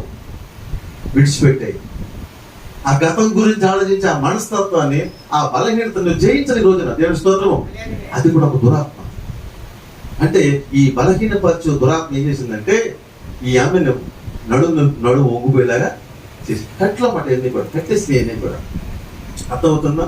ఇలాగ ఎన్నో బలహీనపరుస్తాయి మనుషుల్ని. నేను 2-3 చెప్తున్నాను. భయము, కోరికలు, గతం గురించి ఆలోచించడము, అనుమానము. ఇంక విషయం అంటే కొందరు నిర్లక్ష్యము, అశ్రద్ధ. 10 దానికి వాయిదా లేటం. ఎప్పుడు చేయరు. అంతే. అవకాశం పోతూ ఉంటాయి. నిర్లక్ష్యం. చూసుకుందాంలే, పలానా ఇంటర్వ్యూ వస్తున్నాడు, వెళ్దాంలే, చూద్దాంలే, రక్షణ పొందుదామంటే పొందుదాంలే. అన్ని నిర్లక్ష్యాలే, అన్ని వాయిదాలే. కాబట్టి ఇలా నువ్వు వాయిదాలు వేసుకుంటూ నిర్లక్ష్యం చేసుకుంటూ ఉన్న వ్యక్తి జీవితంలో కూడా దురాత్మ పనిచేస్తుంది. దాని గురించి చాలా చెప్పగలను, మన టైం లేదు ఇప్పుడు. ఎందుకంటే మీకు యేసు గురించి చెప్పాలనుకుంటే దేవుని స్తోత్రం. హల్లెలూయా. కాబట్టి ఈ లోపల చాలా మంది ఉన్నాయి. కొందరి జీవితంలో సోమర్తనము ఒక దురాత్మే. ఏం చేయరండి, అన్ని కాగడకు వచ్చేయాలి. లేవరు, వాళ్ళు పనులు చేసుకోరు, చురుగ్గా ఉంటారు. వాళ్ళు ఎంజేపు కూడా ఇంచే మడ్డులా ఉంటారు. అంతే. యాక్టివ్గా ఉండాలి. ఎప్పుడు దేవుని బిడ్డ ఎలా ఉండాలి? యాక్టివ్గా ఉండాలి. నీ పని నువ్వు చేసుకోవడం కాదు, ఇతర పనులు చేసేలా ఉండాలి. అంత ఫాస్ట్గా ఉండాలి. అంతేగాని ఇక్కడ కూర్చొని నాకు ఎవరైనా చేస్తే బాగుండు. సోమవారం అనుకుంటాడంట, ఎవరన్నా వండి పెడితే బాగుండు, వండి పెట్టిన తినిపించి పెడితే బాగుండు. తినిపిస్తే నవ్వులేసి నేను వండి ఆడతాను. గొడవ ఉండదు. గొడవ నవ్వుకోండి. ఎందుకు? సోమవారం ఎలా ఉండదు గొడవ అండి. లేవడు అంతే. ఆటోమేటిక్గా అంతే. 60, 70, 80, 100 సెంచరీలు ఏంటి బరువు. సోమరిపోతులకు ఏమవుతుంది? ఒళ్ళు పెరుగుతుంది. అంతేముంది? సోమరిపోతు ఏం చేస్తారంటే ఒళ్ళు పెంచుకుంటాడు అంతే. దీన్ని ఖరీదించడం మళ్ళీ జిమ్కి వెళ్ళాలి. డాడీ 3000 నాకు అక్కడ మేము ఫీజు కట్టాలి, నెల 1000 రూపాయలంట. సోమరిపోతులు పెంచుకోవడం ఎందుకు? డబ్బు కట్టి కరిగించుకోవడం లేదు. అది చేయడు. ఫీజు కట్టడం మాత్రం చేతనం చేయడు. కేవలం ఫీజు కట్టడం వరకు ఏమన్నా కట్టడం లేదు. ఇది సోమరి కదా. సోమతనం చాలా ప్రమాదం అండి. సోమరం ఆలోచన ప్రమాదం అంట. మంచి మాట ఉంది, ideal man's brains devil's workshop అంట. ఇంగ్లీష్లో మంచి మాట ఉంది. Ideal man's brain devil's workshop. నువ్వు ఖాళీగా ఉండి ఆలోచిస్తే బోర్డు వస్తే ఒకరు ఆలోచనలు. నీ పనిలో పడిపోయావు అనుకోండి, ఏ ఆలోచన నీకు రావు. ఆదాము గారు మంచి పనిలో ఉన్నారు. అవ్వమ్మ గారు పని లేక ఆలోచనతో కూర్చుని సర్పంతో సహవాసం చేసింది. చాలా మంది పని లేక పాపం చేస్తారు. పని లేకే వాళ్ళు లేని సమస్యలు తెచ్చుకుంటారు. ఏదో పని కల్పించుకో నీ ఇంట్లో, నీ పాపం చేసే ఛాన్స్ ఉండదు. చాలా మందికి పని లేక పక్కింటి ఆయన చూడటం, ఎదురింటి ఆయన చూడటం, అక్కడికి వెళ్తావు ఎక్కడికి వెళ్తావు, పనిలో బిజీ అయిపోతావు. నువ్వు అంత నీకు టైం దొరకదు నీకు. చాలా మంది సోమరపోతుల్లో చాలా పాప గుణాలు ఉంటాయి, చాలా భయంకర ప్రమాదాలు, భయం ఆలోచన వస్తాయి వాళ్ళకి. అర్థమైంది. సోమరపోలు ఏం చేస్తారంటే డబ్బు కావాలి, ఏం చేస్తారా, ఏటీఎం లూటి చేసేద్దామా, అంతే. ఒక దెబ్బలో అయిపోతాయి. ఒక దెబ్బలో లోనకు పోతావు అంతే. నువ్వు ఒక దెబ్బలో ఏం చేస్తావు, డైరెక్ట్ జైల్లో పోతావు. అంతకంటే ఏం జరుగుతుంది. అర్థమైందా. సోమరుడు ఏం చేస్తే కష్టపడ్డు దొడ్డిదారులు దొంగదారులు ఆలోచిస్తాడు. బెట్టింగ్లు, పాప మార్గాలు, ఇలా అన్ని వాడు ఎత్తుకుంటాడు అనమాట. కాబట్టి మాట చెప్తుంది ideal man's brain devil's workshop. కాబట్టి ఖాళీ కూడా నాకు ఇష్టపడబడతామ్మా. ఏదో ఒక పని ఇంట్లో పని. నేను ఖాళీ కూడా ఇష్టపడను. నా గురించి ఎప్పుడు గొప్పతనం ఏమి కానీ నా గురించి చెప్పుకొని చెప్తున్నాను. అయితే నా గురించి మా ఇంట్లో తెలుసు. అస్సలు ఇల్లు తుడుచుకోవడం, సర్దుకోవడం, గుడుచుకోవడం, ఏదో ఒకటి. ఇంకా ఖాళీగా ఉన్నాం అనుకోండి, బుర్ర చాలా ఆలోచన తీసుకొస్తాం. అందుకే అప్పుడు ఈ బీపీలు పెరిగిపోవడం అన్నీ వస్తుంది. మరి ఖాళీగా ఉండి ఏం చేయమంటారండి, టీవీ చూస్తా కూర్చుంటారా? అర్థమవుతుందా. చాలా మంది జీవితాల్లో ఈ భయం దేవరడకారంటే ఈ ఖాళీ పని ఎక్కువైపోయి సీరియల్ చూడటం. సీరియల్ ఏంటి, అత్తగారిని ఎలా ఏడిపించాలి, కోడల్ని ఎలా బాధ పెట్టాలి, తప్పుదారు ఎలా ఎత్తగాలి, సీరియల్ అన్నదే కదా. ఏం చెప్తాయి ఈరోజు నా భయం కారణం ఏంటంటే, వీళ్ళందరికీ ఇదో భయం ఏంటంటే నేను చెప్తున్నానండి. ఇందా నేను చెప్పాను కదా, ఆ వెబ్సైట్ యాప్ చెట్టు ఉన్నారు కదా, అలాగే టీవీలో భయం చెప్తుంది. ఇటువంటి భయం చెప్పమంటారా టీవీలోని? ఏం భయం అంటే పక్క వచ్చి కూర్చోండమ్మా.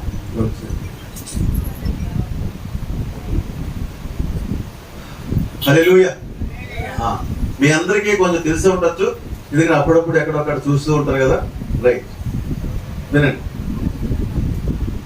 నేను బస్సులో చూశాను, ఎప్పుడో చూసాను తెలియదు, కానీ ఒక సినిమాలోని ఆడుకునే బొమ్మే ఒక దెయ్యం. ఆడుకునే బొమ్మే దెయ్యం. ఈ బొమ్మను చూస్తే భయం, బొమ్మను చూస్తే భయం. ఆ సినిమా చూసిన తర్వాత ఇంట్లో ఏ బొమ్మ చూడాలని భయం. అవునా? సినిమా చూడకుండా ఇంట్లో గోల్డ్ బొమ్మలు ఉన్నాయి, ఎప్పుడు భయం లేదు. బొమ్మలు ఆడుకున్నాం, బొమ్మలు చూసుకున్నాం, బొమ్మలు పక్కనెట్టుకున్నాం, బోల్ చేసుకున్నాం. కానీ సినిమా చూసాక ఏమైంది, ఈ బొమ్మలోంచి దెయ్యం వస్తుందేమో. అవునా కదా? దీన్ని బట్టి మీకు ఏమైందంటే, నువ్వు వ్యర్థమైన వాటిని చూస్తున్నావు. నువ్వు టీవీలో, సెల్ ఫోన్లో ఏమి చూస్తున్నావో ఇది భయం అంటుకుంటుంది. ఈ భయం ఎన్నో అంటుకుంటుంది. బూత్ బంగ్లాలు ఏముంటాయండి? బూత్ బంగ్లాలు ఏముంటాయి? ఇట్ ఈస్ షేడ్ చూపెట్ట పై ఆ షేడ్ ఉంటుంది అన్నమాట.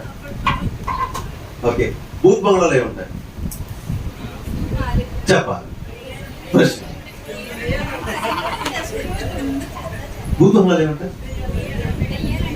ఎవరు చెప్పారు? సినిమా చెప్పింది, స్టోరీలు చెప్పినాయి కదా, సీరియల్ చెప్పినాయి కదా. అర్థమైందా? బూత్ బంగ్లాలు ఏమో చెప్పమంటారా? బూజులు ఉంటాయి, డస్ట్ ఉంటుంది, దుమ్ము ధూళి ఉంటుంది. ఇంకేమో మనుషులు లేకపోతే మరి పురుగు పుట్టడం వచ్చేస్తాయి కదా. కామన్ అవి. మనుషులు మసలాకపోతే తుడుకుంటుంది కదా, డస్ట్ పెరిగిపోతే రకరకాల మట్టి వచ్చేస్తుంది. ఏ మనుషులు లేకపోతే అంత రకరకాల ఏ వస్తువు ఉంటుంది. ఇది కామన్. అర్థమవుతుందా? పోలీసులు కడిగారండి దొంగోడిని, పోలీసులు తరుగుతున్నారు. ఆడ దాక్కోవడం ఒక ప్లేస్ కావాలి. ఆడికి ఏం కావాలి? దాకోనికి ఒక ప్లేస్ కావాలి, అక్కడ ఏదో బంగ్లా ఉంది, ఏం చేస్తాడు దూరిపోతాడు అంతే. హ్యాపీ, వాడికి ఆ భయం ఉండదు. ఎందుకు ఉండదు? వాడికి ప్రాణం కాబట్టి ముఖ్యం. అర్థమవుతుందా? కాబట్టి చాలా విషయాల్లో ఈ భూత్ బంగ్లా దేవుడు ఎవరు నేర్పించారు? టీవీ నేర్పించే, సినిమా నేర్పించే. కాబట్టి ఈ రోజున ఈ భయం ఎందుకు వస్తుందంటే నువ్వు చూసినవి నేర్పిస్తున్నాయి. అర్థమవుతుందా? ఈ సినిమాలు, ఈ సీరియల్స్, నువ్వు చూస్తున్న చదువుతున్న బుక్స్, ఇవన్నీ నీకు దెయ్యం ఎలా ఉందో నేర్పిస్తున్నాయి. అవి చూసి భయపడుతున్నావు అంతే. ఆ భయంతో నువ్వు జీవిస్తున్నావు, ఆ భయం నిన్ను బాధ పెడుతుంది, ఆ భయం నిన్ను బాధిస్తుంది, నువ్వు వీక్ అయిపోతున్నావు. వీళ్ళు వ్యాపారం చేస్తున్నారు. ఎవరు వ్యాపారం చేస్తున్నారు? రైట్, ఇప్పుడు చెప్తానన్నాడు.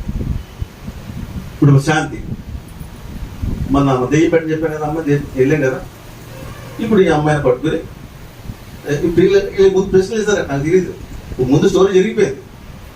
మళ్ళీ వీళ్ళు వీరులు ఉంటారు కదా, హీరోలు, వీళ్ళు ఏం చేస్తారంట, ఎవరు, ఎక్కడి నుంచి వచ్చావు అంటే, నా పేరు గంగమ్మ. చెప్పింది ఆ రోజు. నీకు అమ్మాయి పేరేంటి? శాంతి. ఎవరు నువ్వు అంటే, గంగమ్మ. ఎందుకు వచ్చావు? ఈ అమ్మాయిని చంపేయడానికి వచ్చాను నేను, వీడిని చంపేయడానికి వచ్చాను. వీళ్ళ భయం ఎలా వచ్చింది? వీడు గంగమ్మ అంటే, నువ్వెవరు? నేను చచ్చిపోయాను, నా కూతుర్ని నేను చంపేశాను, నేను చంపడానికి వచ్చాను అంటే. చచ్చిపోయిన వల్ల దెయ్యమై వస్తారు. బైబిల్ ఏం చెప్తుంది? నేర్చుకున్నాం, టైం లేదు మనకి. ఉందా? చనిపోయిన తిరిగి అవకాశం ఉందా? బైబిల్ చెప్తుందా? అటువంటి ఛాన్స్ ఉందా? ఇవన్నీ మనం నేర్చుకోవాలి. అర్థమవుతుందా? ఇది చనిపోయినాడు ఏంటి? వీళ్ళు మళ్ళీ బయటకు వస్తారా? బాగా ప్రతీకారం తీర్చుకుంటారా? అలాంటి అవకాశాలు ఉన్నాయా? చనిపోయినాడు ఏమవుతుందంటే బయటికి వస్తాను, వచ్చి ఒక మనిషిని ఉపయోగించుకుంటుంది. అది ఎగిరైనా వాడుకోవచ్చు, ఎగిరైనా వాడుకోవచ్చు, దోమనన్నా వాడుకోవచ్చు. ఎవరు నేర్పారు? సినిమా నేర్పింది. అదవుతుందా? ఎవరిని నేర్పిస్తాయి? వాత ఏంటంటే మొత్తం మనం భయం పెట్టడమే. లోకం చూసి భయపడిపోవాలంతే. దేని చూసి నీకు భయం రావాలి. అది సాతాను లక్ష్యం. అది దేవుని లక్ష్యం ఏంటంటే, నువ్వు ఎక్కడున్నావు ధైర్యం కూడా తెలుస్తావు. ఎక్కడున్నావు ధైర్యం కూడా నువ్వు, అది దేవుని లక్ష్యం. అందుకే 365 రోజులు కూడా భయపడద్దు. వాడు వస్తాడు, వాడు పట్టే పని ఏంటంటే అందరిని భయపెట్టడం పని. భయంతో మీరు వీక్ అయిపోతున్నారు, భయంతో బలహీనలు అయిపోతున్నారు, భయంతో మీ ఆరోగ్యం పాడైపోతుంది, మీ ఆత్మ పాడైపోతుంది, మీ జీవితాలే పాడైపోతున్నాయి. కాబట్టి సంఘంలోనూ దేవుని బిడ్డ ఉండవలసిన దేవుని భయమే కానీ దెయ్యం భయమో కాదు. గుర్తుపెట్టుకోండి. ఎక్కడైనా మనం గంగమ్మ. ఈ గంగమ్మ ఎలా వచ్చింది ఇప్పుడు నేర్చుకోలేదు. ఈ గంగమ్మ ఏం చెప్తున్నప్పుడు, నేను చంపడానికి వచ్చాను అని ఈవిడ వచ్చింది. ఈవిడ పేరు గంగమ్మ అంటే ఎందుకు? ఈవిడ పేరు శాంతి. శాంతి గంగమ్మ ఎలా అయింది? ఇది ప్రశ్న. సరే, ఈ డాక్టర్ పట్టాభిరామ్ గారని విదేశాల పడిన పట్టాభిరామ్, ఆయన మంచి హిప్నాలజిస్ట్ చేస్తారు. పడుతున్నారు హిప్నాలజిస్ట్. ఆయన దాంట్లో పిహెచ్డి చేశాడు, మంచి చదువుకున్నాడు. ఆయన చాలా మ్యూజిషియన్ పనిచేశాడు, మ్యాజిక్స్ కూడా చేస్తాడు. ఆయన ప్రపంచవ్యాప్తంగా మంచి పేరు పొందుకున్నాడు ఆయన మ్యూజిషియన్. ఆయన అక్కడ మన హైదరాబాద్ ఎక్కడ యూనివర్సిటీలో ఆయన ఈ ప్రొఫెసర్గా చేశాడు. ఆయన వీడికి ఒక హిప్నాలజిస్ట్ అంటే ఒక వ్యక్తిని ట్రాన్స్లో పంపుతారు అన్నమాట. అంటే అతన్ని నిద్రపుచ్చుతారు. ఫస్ట్ పడుకున్నావు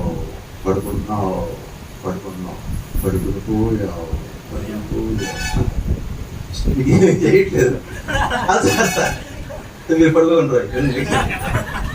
రైట్, మీరు పడుకోకుండా రైట్. అప్పుడు ఏం చేస్తారంటే ఆయన ఇలా ఎప్పుడు చేస్తూ కొందరిని కొన్ని పాయింట్లు అడుగుతారు అనమాట. ఆ వ్యక్తి ఆ రోజు ఏం చేసావు, ఈ రోజు ఏం చేస్తాడు అంటే, నేను ఆ రోజు అక్కడ ఏం చెప్తారు. ఇలా ఒక విద్య నిజం వాస్తవం, అంటే అన్నట్టు నమ్మచ్చు, దాంట్లో తప్పేం లేదు. ఈ విద్య ఎంతవరకు ఏంటిదంటే, ఇలాంటి విద్యలు పాపం డబ్బు దొడ్డుదారు చేస్తాయన్నమాట. అంటే ఒక ఆయన ఉన్నాడంట, అతను ఏం చేసాడంటే, పూర్వ జన్మలో నువ్వేమవుతావో నేను చెప్తాను.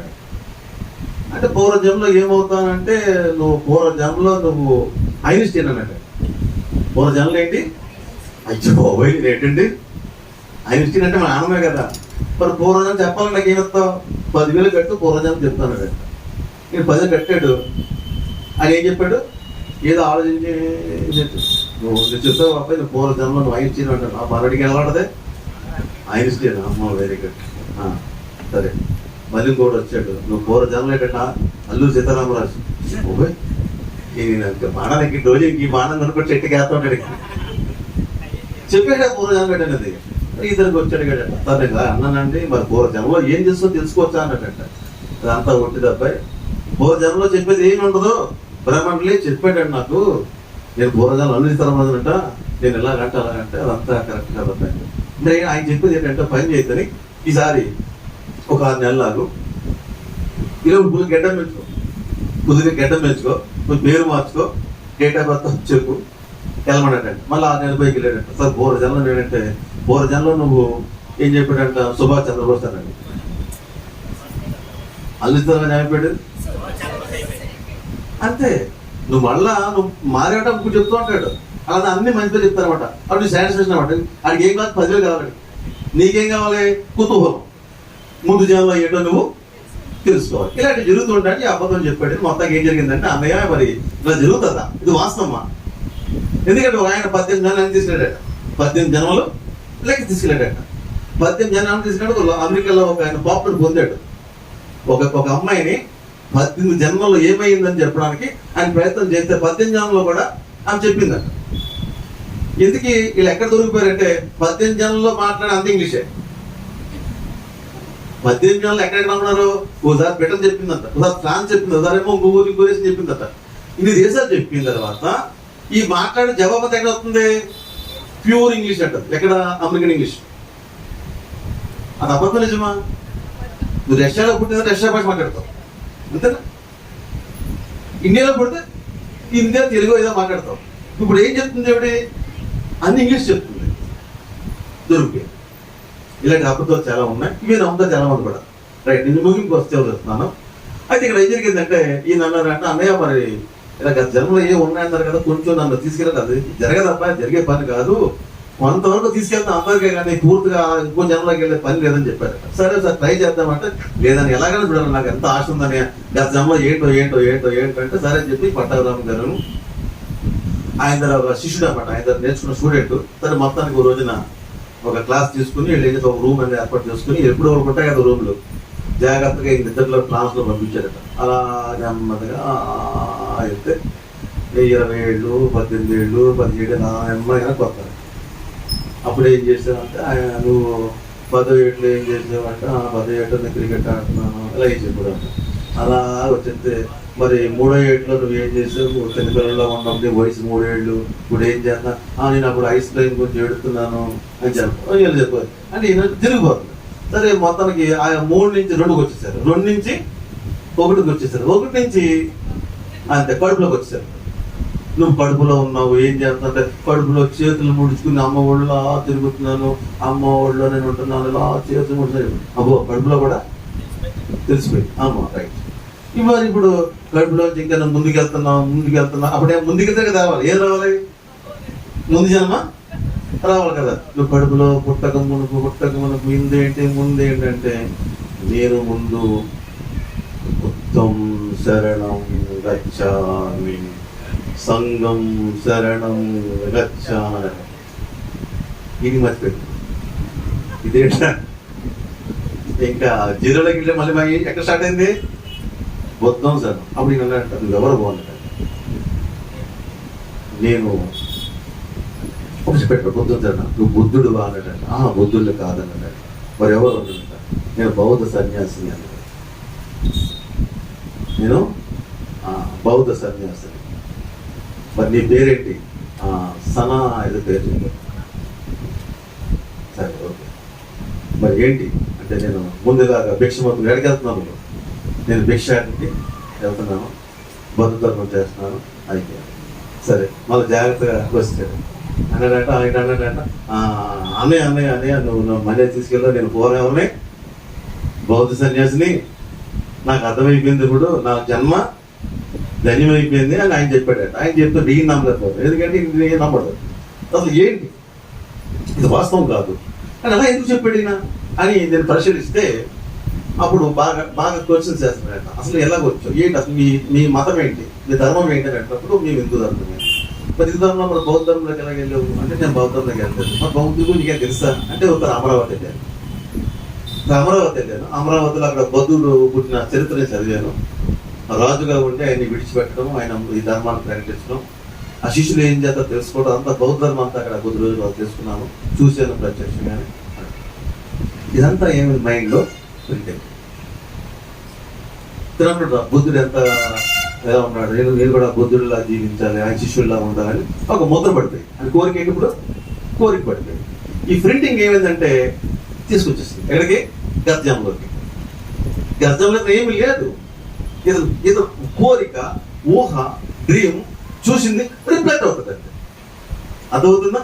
నువ్వు చూసింది విన్నది రిఫ్లెక్ట్ అవుతాయి, రిఫ్లెక్ట్ అవుతాయి కాబట్టి ఎందుకు వస్తాయి. అది ఇప్పుడు ఇది దిగ బోధనేసా కాదు. ఇప్పుడు గంగమ్మ ఎవరు, ఎన్నో పేర్లు ఉంటాయి కదా, పేర్లు చెప్పేస్తారు వాళ్ళు. ఒకటి. రెండవది ఏం చేస్తారంటే ఇప్పుడు ఈ చూస్తారు కదా, ఇప్పుడు సర్వోజు ఏం చేశారంటే ఈ శాంతిని గురించి మాట్లాడతారు, పక్కన పేటర్ చూస్తారు, ఎవరు అమ్మాయిలు వచ్చారు నువ్వు లేదా వీళ్ళు ఫిట్ అవుతాయి. ఇప్పుడు వీళ్ళ ఫిట్ అయిపోతే వీళ్ళు చెప్తారు అంటే అలా చెప్పాలి, అలా చెయ్యాలి ఒక గురి లేకపోతే నువ్వు ఎవరు అంటే చెప్పడం. సినిమా చెప్పేస్తాయి, సినిమా చూపిస్తున్నాయి కదా, ఇవన్నీ ఇలా చెప్పుకున్నది భూతమంగా లేదని చెప్పొచ్చు అంటే వీళ్ళు కొత్తగా మాట్లాడతారు అన్నమాట.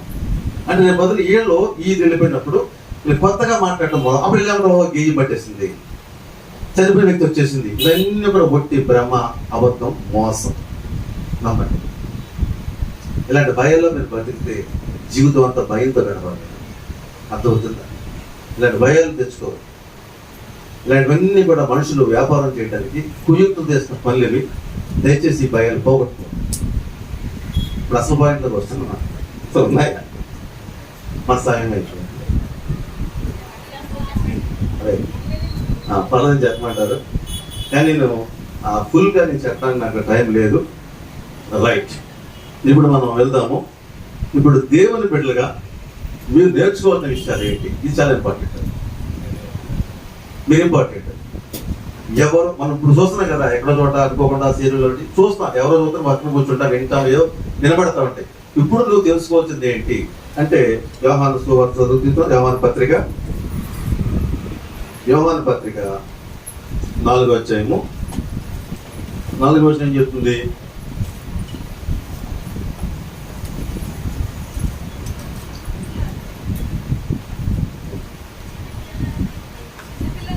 చిన్నపిల్లలారా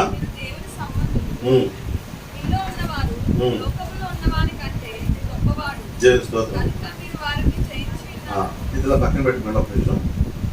మళ్ళీ ఒక్కొక్క వాక్యం యెషయా గ్రంథము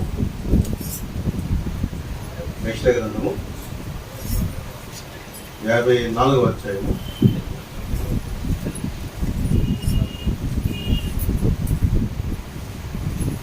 17వ వచనం.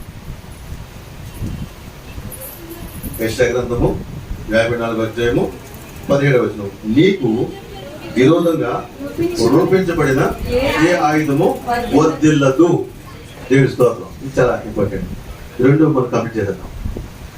నీకు విరోధంగా రూపించబడే ఆయుధము వర్ధిల్లదు. ఇప్పుడు ఒంట్లో బాగాలేదు, ఒక్కోసారి హాస్పిటల్కి వెళ్ళినా కూడా అండి టెస్ట్లో రిపోర్ట్లు దొరకవు. గోపినాథ్ డాక్టర్ ఎక్కడున్నారు, దొరుకుతాయండి కొన్ని దొరికితే కొన్ని దొరకవు. ఏమి దొరకవు అంటే నీలో ఉన్న భయంతో కూడుకునే దొరకవు. నీకు ఫీలింగ్ పెట్టిస్తున్నావు అంతే, నీ మనసు నిండా అదే ఫీలింగ్ ఉంది, నాకు కరోనా ఉంది ఏమంటే, నాకు కరోనా ఉంది. రిజల్ట్ అంటే నీకు కరోనా వస్తుంది, నీందలా వస్తుందా? చచ్చిపోతాను ఏమంటే, నాకు ఊపిరాట్లేదు, నీ ఊపిరి ఆడుతుంది, నీ ఫీలింగ్ చేస్తా ఊపిరి ఆడడం చేస్తుందండి. ఇప్పుడు ఎన్ని చేస్తే ఏం ప్రయోజనము అర్థమవుతుందా? నేను ఎగ్జాంపుల్ మా అబ్బాయి కరోనా టైంలో 2 వ్యాక్సిన్లు వేయించుకున్నాడు. ఇంక ధైర్యం ఎంత ధైర్యం ఉండలేడు. 2 వ్యాక్సిన్లు వేయించుకున్నాడు, స్ట్రాంగ్గా ఉంటాడు, ఎంతో మంది యాక్టివ్గా నడుపుతుంటాడు. వీడికి ఉన్నటువంటి ఫోన్ వచ్చింది, వాట్సాప్లో ఫోటో వచ్చింది. ఏంటి, ఆంధ్ర పాలిటెక్నిక్లో వీళ్ళంతా ఫ్రెండ్స్ ఒకే కాదు చదువుకున్నారు. వాడు ఢిల్లీ మారుతి కంపెనీలో జాబ్ చేస్తున్నాడు, క్యాంపస్లో సెలెక్ట్ జాబ్ చేస్తున్నాడు. మా వాడికి ఉండిపోయాడు. ఈ ఫ్రెండ్ బాగా క్లోజ్ ఫ్రెండ్, వాడు కరోనా వచ్చి చనిపోయాడు. ఈ ఫ్రెండ్ కరోనా వచ్చి చనిపోయాడు.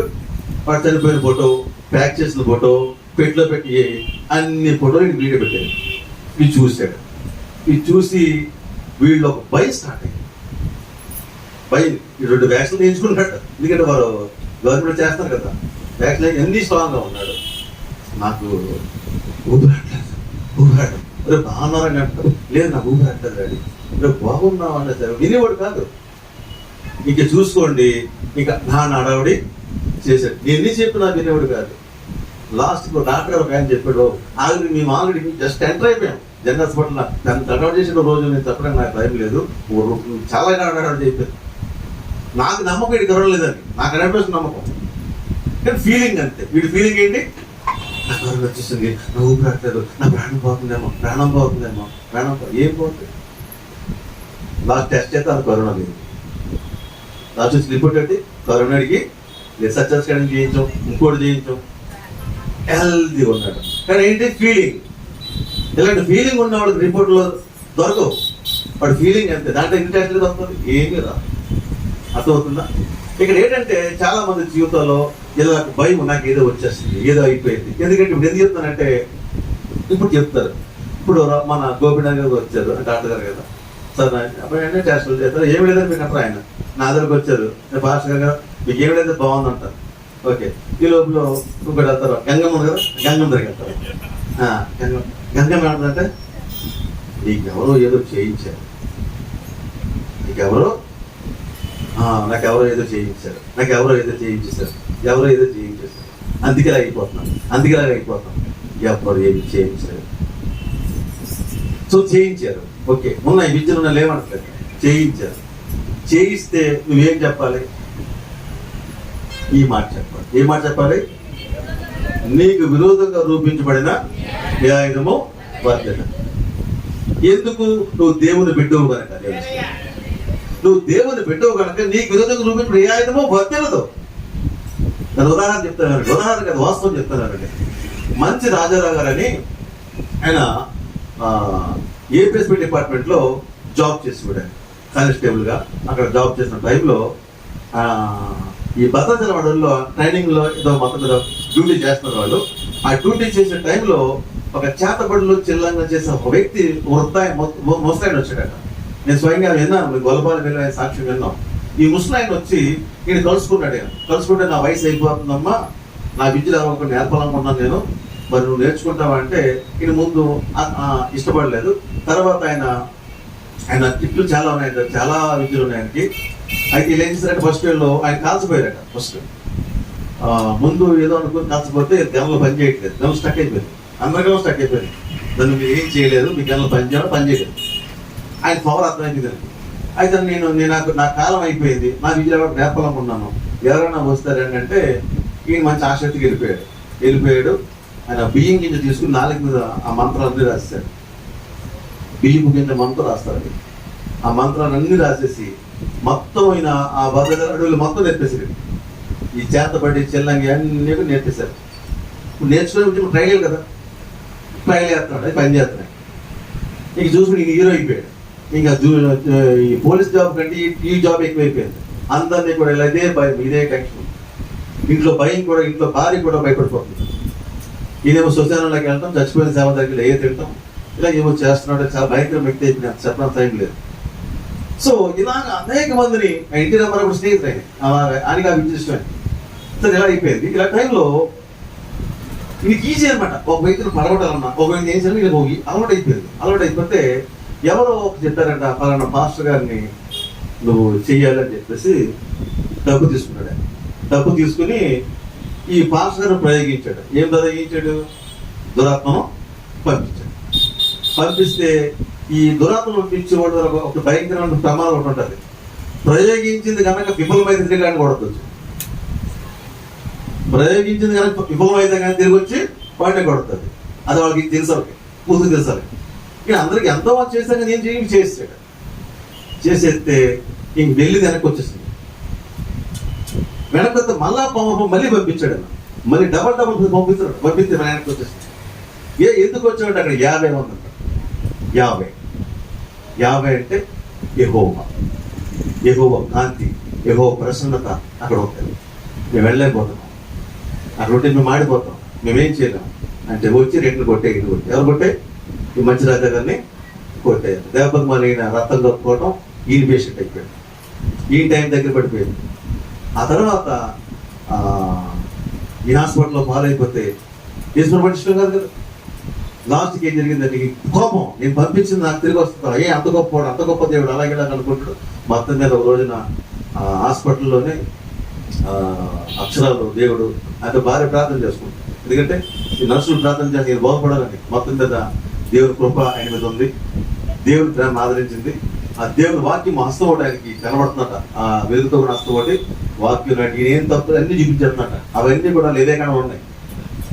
లేవ్యాకాండంలో ఏమి చేయకూడదు దేవుడు చెప్పాడని చేశాడు. ఈయన లేవ్యాకాండం చెప్తుంది ఏమేమి చేయకూడదు, ఏమేమి చేయకూడదు చెప్తుందో అవన్నీ చేశాడు. నీకు అర్థమైపోయిందట, దేవుడు చదువుతున్నాడు, ఇవి నాకు తెలియదే చేసేది అనుకున్నాడు. మొత్తానికి ఆయన జీవితంలో మార్పు చెందాడు. ఆయన పాప వీటి విడిచిపెట్టి ప్రభుని నమ్ముకున్నాడు. అది గొప్ప సువార్తికుడు, ఆయన గొప్ప సేవ, విజయవాడ మంచి సేవ చేశాడు. ఆయన సాక్ష్యం విన్నాం. దీన్ని బట్టి మీకు ఏది చెప్తాను ఈ మాట అంటే, నీకు విరోధంగా రూపించబడిన ఏ ఆయుధము వర్ధిల్లదు. దేవుని స్తోత్రం. ఇప్పుడు గంగమ్మ వస్తుంది, ఇంకా ఎవరు వెళ్ళమ్మా ఎదురు వస్తారు. చాలా నుంచి నాకు ఈకైపోతున్నాము, వస్తాను ఏదో చేయించారేమో, అవునే నాకు అర్థం కావట్లేదు, బాధగా చెప్తారేమో, మరి ఏం చేయమంటారు. మరి నేర్పించాడు కదా పౌలు గారు, సౌలు గారు ఏం చేయలేదు. సౌలు గారు ముసి వేసుకుని వేషం వేసుకుని మళ్ళీ ఫాస్ట్గా తెలుసుకోండి కదా.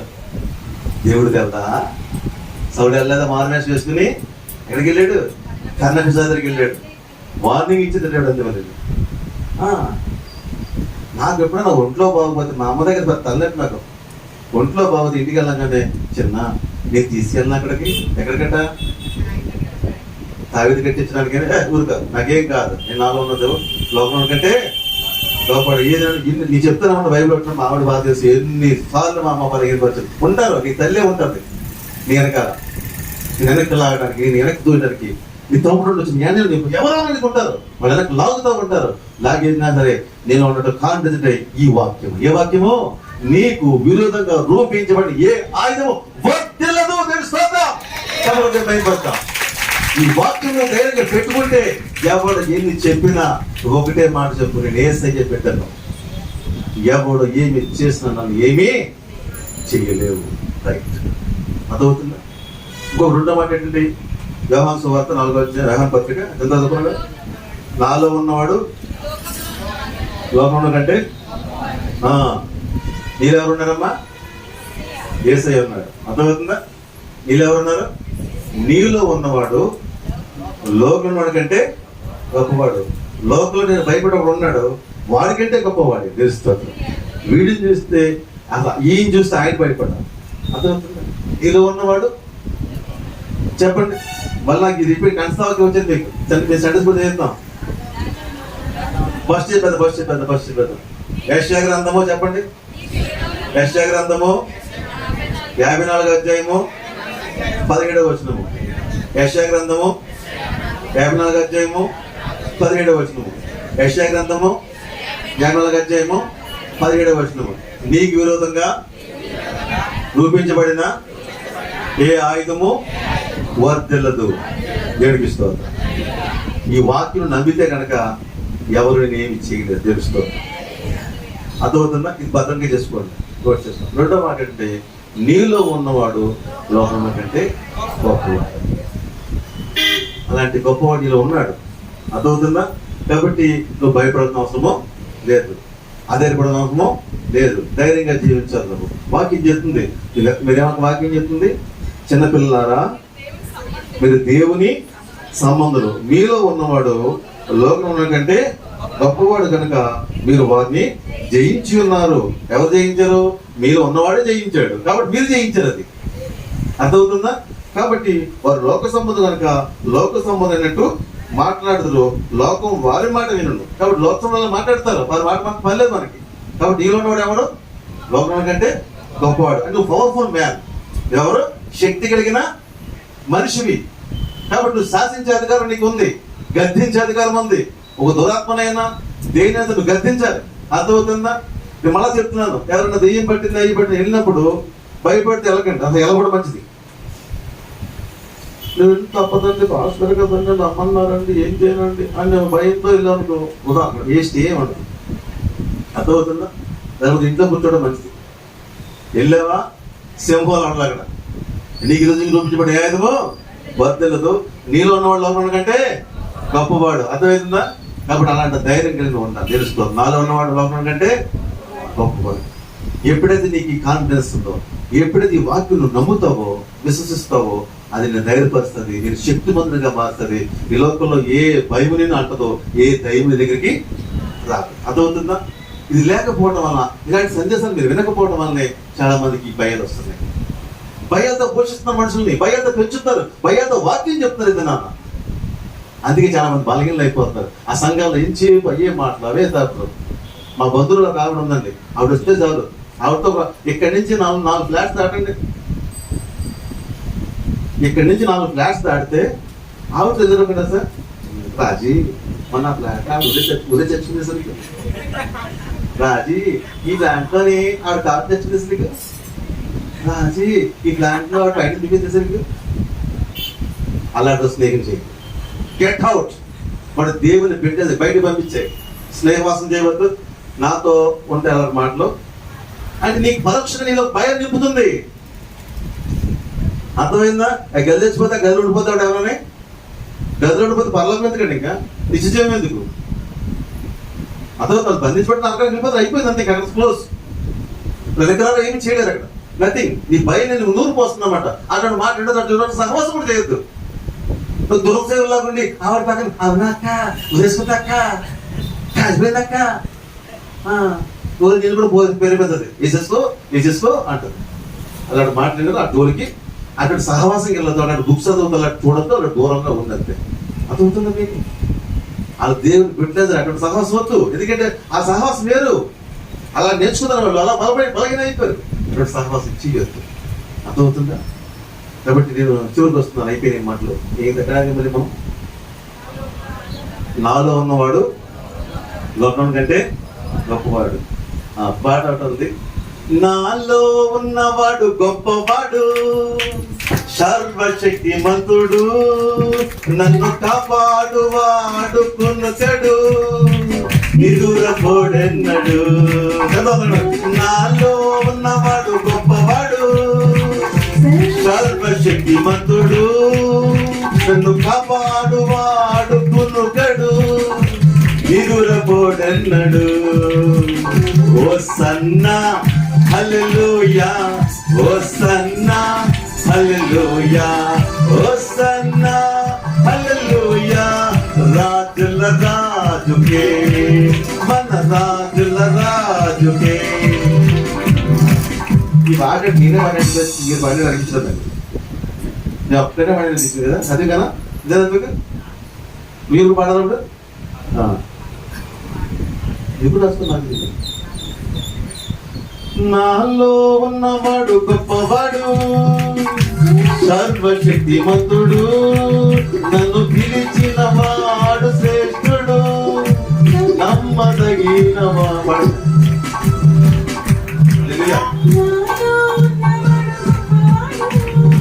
సర్వశక్తిమంతుడు, నన్ను పిలిచిన వాడు శ్రేష్ఠుడు, నమ్మదగిన వాడు, నన్ను కాపాడు వాడు కొనుకడు, నిదురపోడెన్నడు, ఏ తెగులు నాకు రానీయడు, నన్ను తాకనీయడు.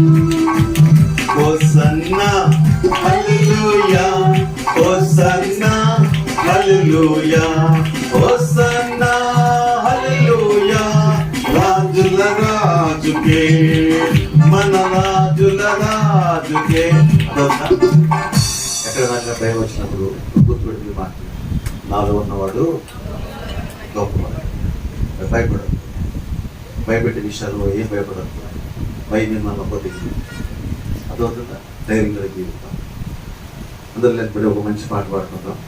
అందరు నిలబడదాం, అందరు నిలబడదాం, అందరు నిలబడదాం. చివరి వాక్యం అయిపోయింది.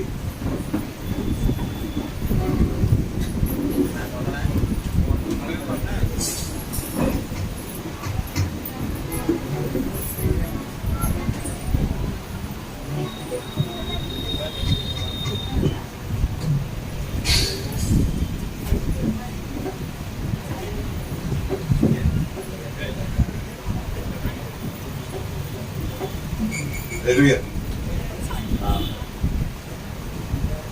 మీ దగ్గర డబ్బులు ఉన్నాయనుకోండి, ఉన్నాయంట, లేవనుకోండి ఎలా అవుతారు?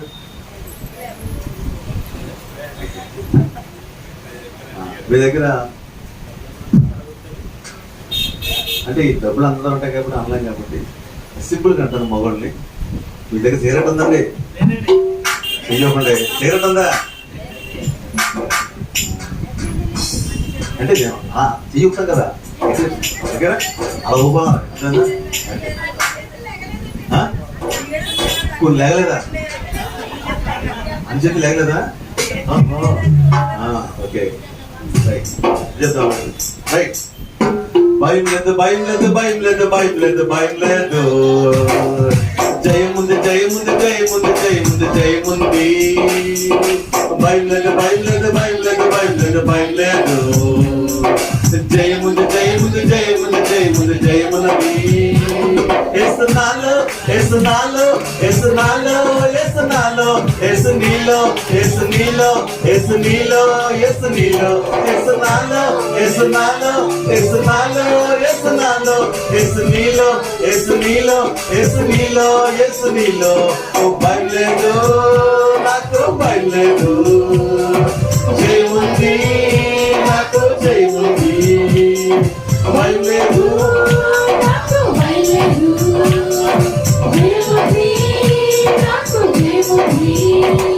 సిలువల రక్తం కాచినందున భయం లేదు, ఆయన సాతాను తలను తొక్కినందున భయం లేదు,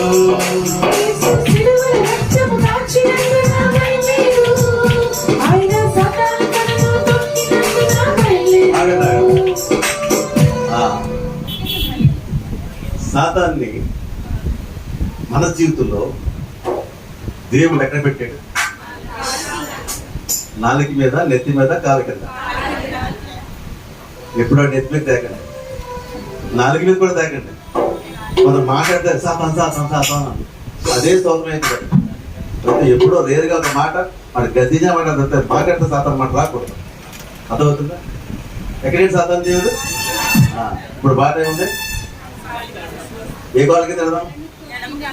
ఎడం కాలు కదా కుడి కాలు తిడదాం. గట్టిగా ఏ కాదు కాలేదు, మరి దెబ్బ గట్టి తవ్వాలి. ఇప్పుడు కాలు గట్టి తగ్గితే ఏం తగ్గుతావు? పెళ్ళి దొక్కడం కాదు కదండి, ఆ పెళ్ళి లేదు. రైట్ రైట్ మనం మాట్లాడతాం సార్. కాచినందున భయం లేదు, ఆయన సాతాను మీ కాలు తొక్కాలి ఇప్పుడు, మీ కాలు తొక్కాలి ఇప్పుడు, తొక్కుతారు కాదు.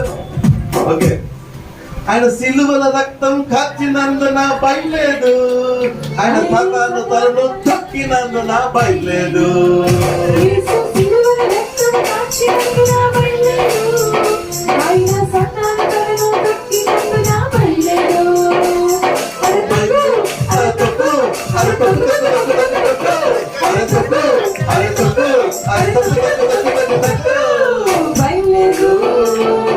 భయం లేదు, జయముంది నాకు జయముంది, భయం లేదు నాకు భయం లేదు, జయముంది నాకు జయముంది, భయం లేదు భయం లేదు భయం లేదు భయం లేదు భయం లేదు, జయముంది జయముంది జయముంది జయముంది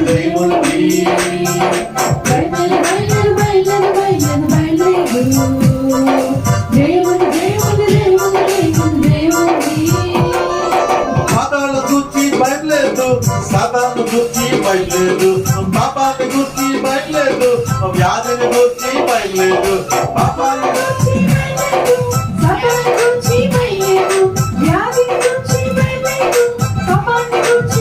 లేదు, నాకు భయం లేదు, జయముంది నాకు జయముంది, భయం లేదు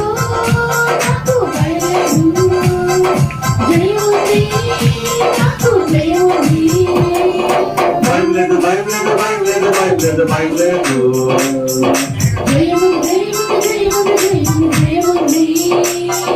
భవిష్యత్తు గురించి భయం లేదు, కరోనా అన్న భయం లేదు, భవిష్యత్తు గురించి భయం లేదు, కరోనా అన్న భయం లేదు, భయం లేదు నాకు భయం లేదు, జయముంది నాకు జయముంది,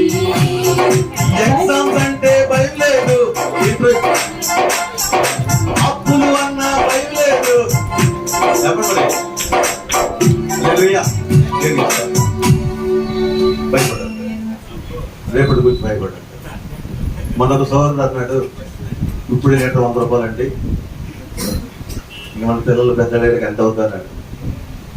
లీటర్ 10,000 అవని మనకు లోట్లే తెలుస్తుంది.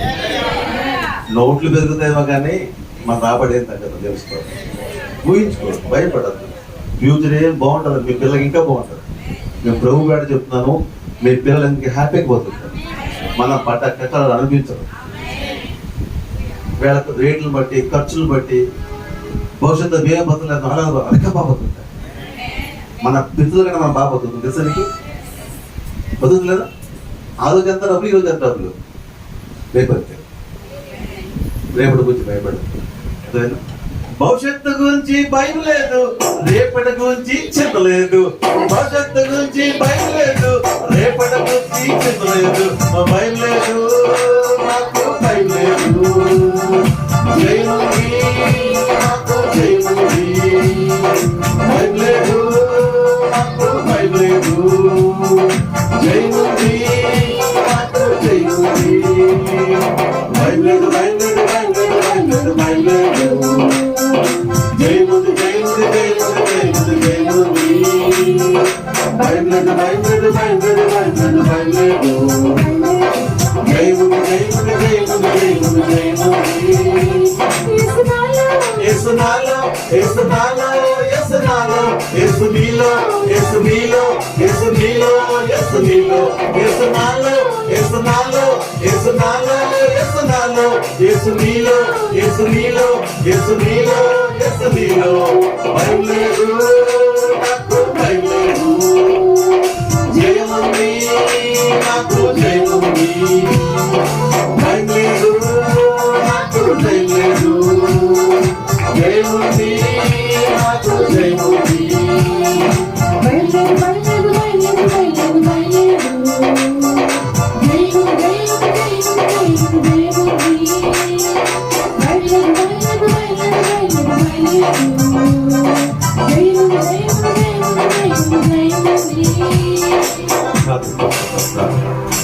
ప్రార్థన చేసుకున్నాం.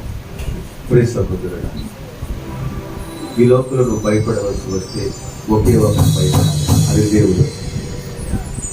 దేవునికి తప్ప ఈ లోకంలో నువ్వు దేనికి భయపడటం అవసరమో లేదయ్యా.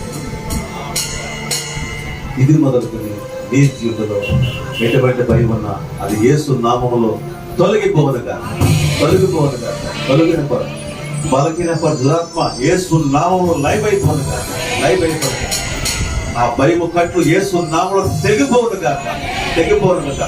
అనుమానము కట్లు యేసు నామములో తెలిగిపోవునుగా, తెలిగిపోనుగా. గతమును గురించిన భయము యేసు నామములో తొలగిపోవునుగా. భవిష్యత్తును గురించిన భయము యేసు నామములో తొలగిపోవునుగా. సోమరితనము యేసు నామములో కట్లు తెగిపోవునుగా. దేవానికి వందనాలు. ఈ ఉదయకాల సమయంలో ఈ సన్నిధికి వచ్చిన బిడ్డలు ఎవరు ఏ రీతిగా భయపడుతున్నారో ఆ కట్లని తీర్చివేయబడని వందనాలు. 18 సంవత్సరం నుండి ఆ యవన కుమార్తె కట్లతో బంధించబడిపోయింది ప్రభా. బంధించబడినటువంటి ఆ బిడ్డను యేసయ్య ఆ కట్లను దించి వేశాడైనా ఆమె లేచి నిలబడింది, దేవుడిని మహింపరిచింది. ఇంతవరకు నువ్వు సినిమాలు చూసి భయపడ్డావు, లోకంలో ఉన్న కథలు బట్టి, లోకంలో ఉన్న విషయాలను బట్టి, మనుషుల మాటలను బట్టి భయం నీలో ప్రవేశించి అన్నిటికీ భయపడుతుందేమో, అన్ని విషయాల్లో భయపడుతుందేమో. ఈరోజు ప్రభు చెప్తున్నాడు, నీకు విరుద్ధంగా రూపించబడము ఏ ఆయుధమో వర్తిల్లదు. నీలో ఉన్నవాడు లోకంలో కంటే గొప్పవాడు. ఆయన దత్తు నేను కొన్నాడు, ఆయన కుమారుడు, ఆయన కుమార్తెవు, నువ్వు ఆయన సొత్తువు. కాబట్టి భయపడతావా? భయపడతామా? భయపడుతుంది. నన్ను ప్రార్థన చేస్తున్నాను. స్తోత్రములు, స్తోత్రములు, స్తోత్రములు, స్తోత్రములు తండ్రి. మహాపరిశుద్ధుడు, మహాగణుడు, మహోన్నతుడు, సర్వశక్తిమంతుడైన దేవాని వందనాలు ప్రభువా. ఉదయకాలమందునైనా మరొక్కసారి తండ్రి నాయన మా మధ్యకి దిగి వచ్చినందుకే నీకు వందనాలు, స్తుతులు, స్తోత్రాలు ప్రభువా. నాయన ఇగోనైనా మీ బిడ్డలైన వారు ప్రభువా ఎవరు ఏ భయంతోనైనా బంధించబడి ఉన్నారో ప్రభువా, ఏ